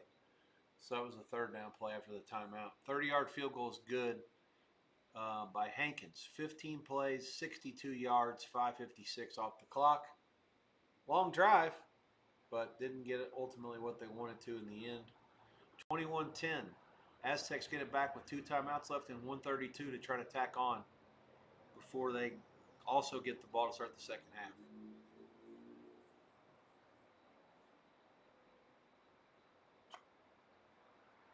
Bachmeier took a shot down the field between 2 defenders. Nice catch. Kingston into West Virginia territory, 1:43 to left, all day on the clock. Got a penalty against New Mexico, and they're walking back. They seem awful close to their own end zone. What's happening here? There must have been a penalty on them on that play too, because that pass interference can't have been. It's going to be. They have a mile to go if it was. Let me see. Incomplete personal foul. Okay, offsetting penalties. 28 yards complete, but that was a penalty on holding, half the distance, deep incomplete. Yeah, so that just turned sideways for them in a hurry on 3rd and 13. They ended up getting nothing out of it, had to punt. 64-yard punt, pretty good one. Down to the 30, so no return. That's where San Jose is going to start. They're up by 4 at their own 30. 13-10 to go, 21-17. Spartans. They break serve. Now the second half line, the live line's still only 3.5 or 4. That's hard to believe. They just got to stop with the live total in the mid-60s. I find that hard to believe. The live total is actually almost as high as it was at halftime. 68 and a half, 69. Pinnacle 68 and a half still. They only played 2 minutes, I realize, but still. You're basically off a point a minute number you're working off of here. That was an incredible punt. The guy for San Jose just missed it. If he catches it, it gets to the 42. It ends up rolling half the distance. It's rolled 25 yards after it hit. Bad job by him. All right, let's see what's happening up at Snapdragon. These are the two games about to go to the half. I'm not going to pay much more attention to Mexico, San Jose. If you want to watch that on FS1, you can sweat it out yourselves. But it's in the third quarter. I'm done with it for work purposes tonight. Nothing else for me to do there. Here's a shot. He's wide open. There is a flag. This is like a 50-yard gain. 61-yard gain from Denegal to Napier. And there's offsides on Colorado State's decline. So this is a huge play. Denegal is now 10 for 12 for 223 and 2 touchdowns. Just absolutely carving them up. You can't make this stay under. Colorado State's defense is too bad.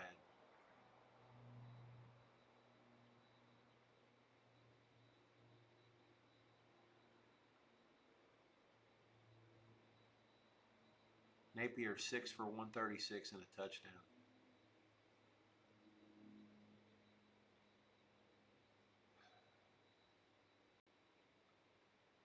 Oh, wow, lucky. Right into the end zone. 14 yards. 3 plays, 75 yards, 41 seconds off the clock. Plasencia's extra point good. That was off left tackle. No trouble at all. 28-10 Aztecs. 51 seconds left before the break. 314 yards of offense on 34 plays. That's 9.2 a play. And given the struggles that they had against Northern Illinois last week, it's pretty safe to say that this Colorado State is a bunch of trash.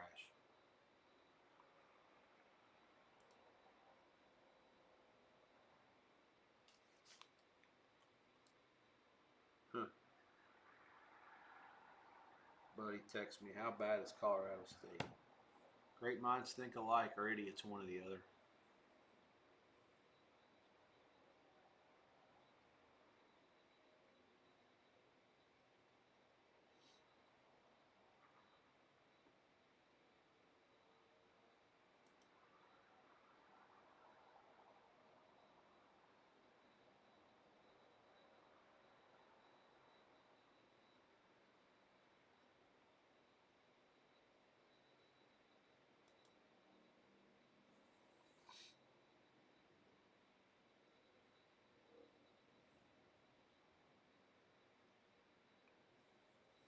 Brigham Young, 54 seconds before the half, 21-10.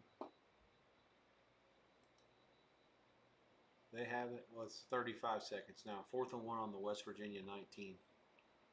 They called timeout. They got one left. It was 3rd and 15, and Bachmeyer kept it for a gain of 14 to set this up.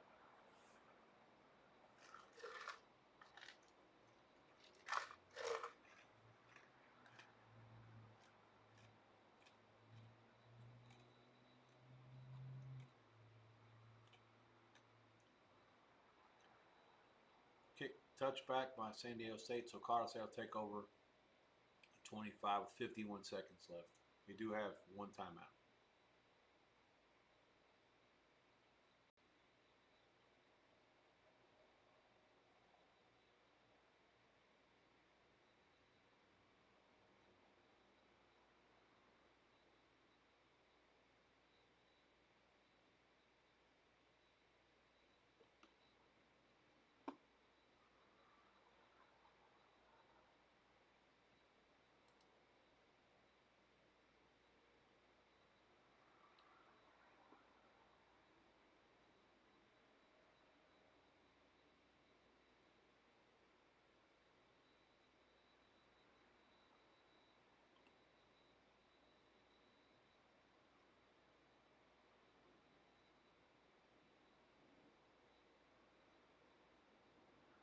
Colorado State takes the shot downfield, incomplete. There was Bachmeier's big run. They may have to respot that. They say 4th and 1.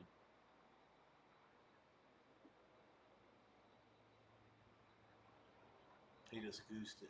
First down, then they completed it for 5 yards. Then we got an interference against West Virginia. First and goal at the 2 with 22 seconds left. BYU a monster favorite to score from here. And it's probably Bachmeier. There's no reason they can't just push them off the line and get 2 or 3 every play.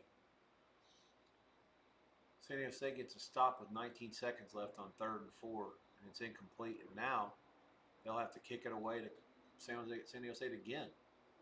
I don't think there's enough time for the Aztecs to score before the half, but if they somehow make something out of this return, I could be wrong.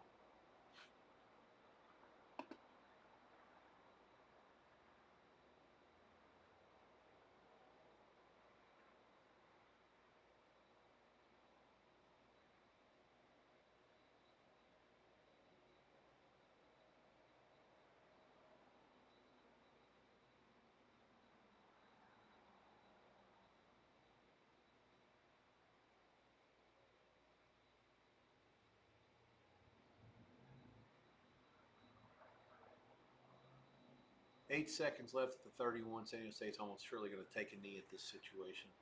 Bachmeier bangs it in for BYU. From 2 yards out, 9 plays, 73 yards, 131. And with 19 seconds left, it's 28-10 Brigham Young over West Virginia.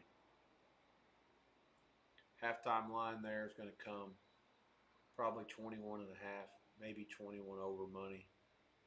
Side 9.5, 7.5 minus money, 10 dog a little bit. BYU gets the ball first. I don't think West Virginia can consistently move the ball. I mean, again, their touchdown came on a very short field. But again, BYU is going to be playing maybe some backups, so it's hard to know. I do think that they'll want to play fast and get out of there quickly as possible, but I don't know if West Virginia can stop them.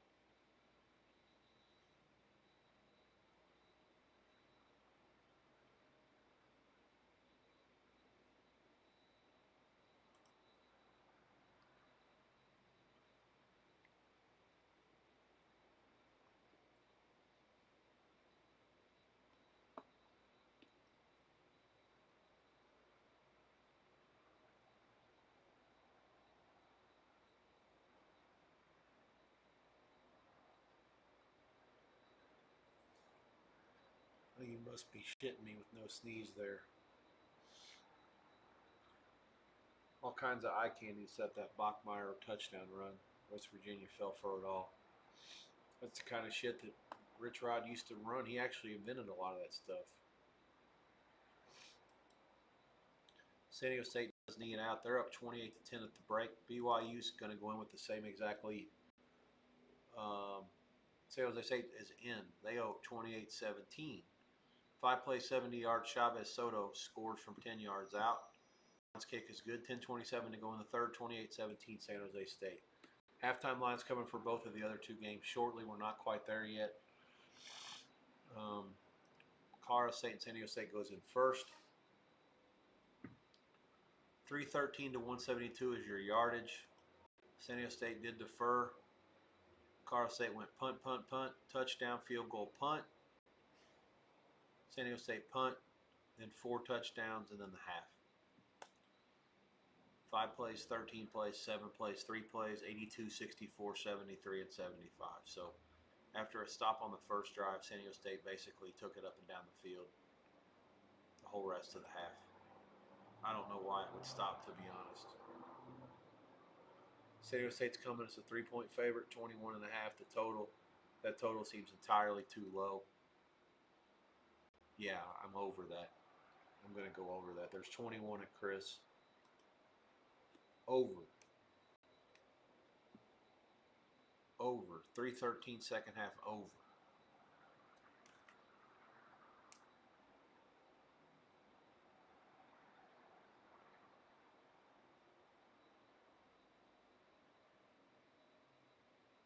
All right, stay tuned. Let's see what we get price-wise.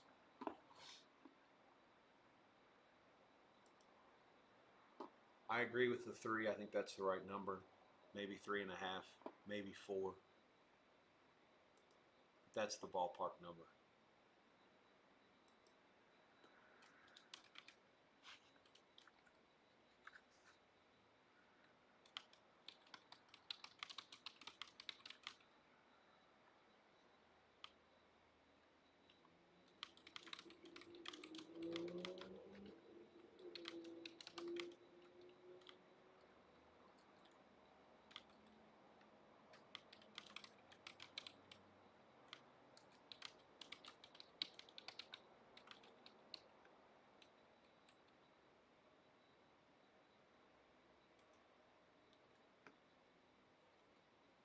Hang tight. Amapola also 21. There's 21.5 out there flat. Chris is 21 over 15 now. 21.5 flats are a little bit high, but they're still bettable. We got over 21. A little bit over 15. Minus 109, minus 115. And some 21.5, minus 05. It's good up the flat.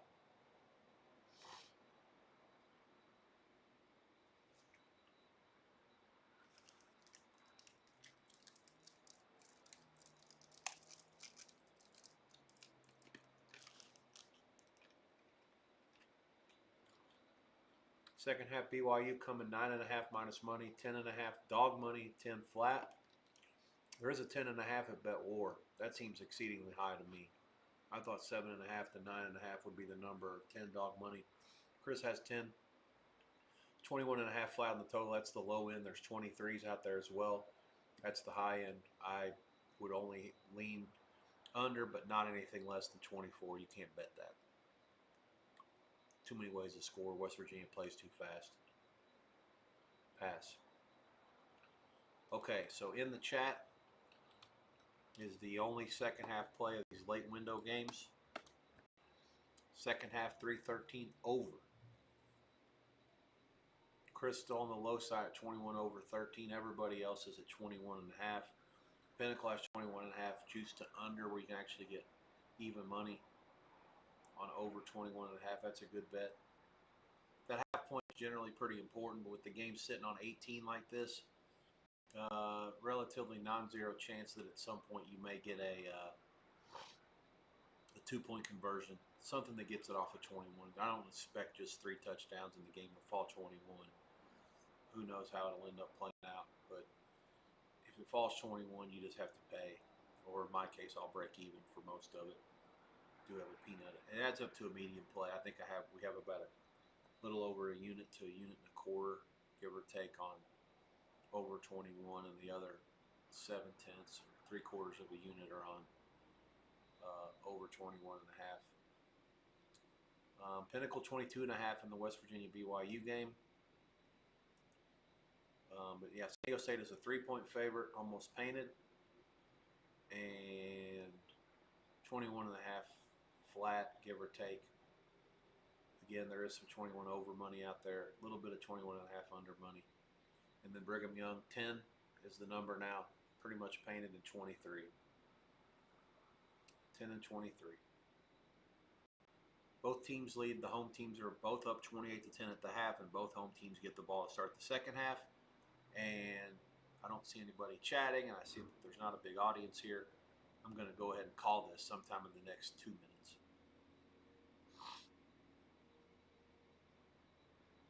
If anybody's got any questions about tomorrow, feel free to ask them now. Just don't make sure they're not about the UFC or about soccer, because I still got work to do here.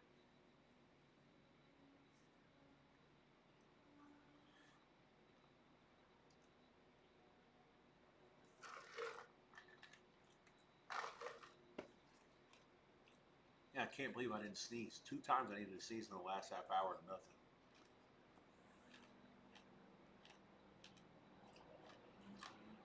I feel like I got it good for 3 or 4 of them. It'll be a hell of an ab workout.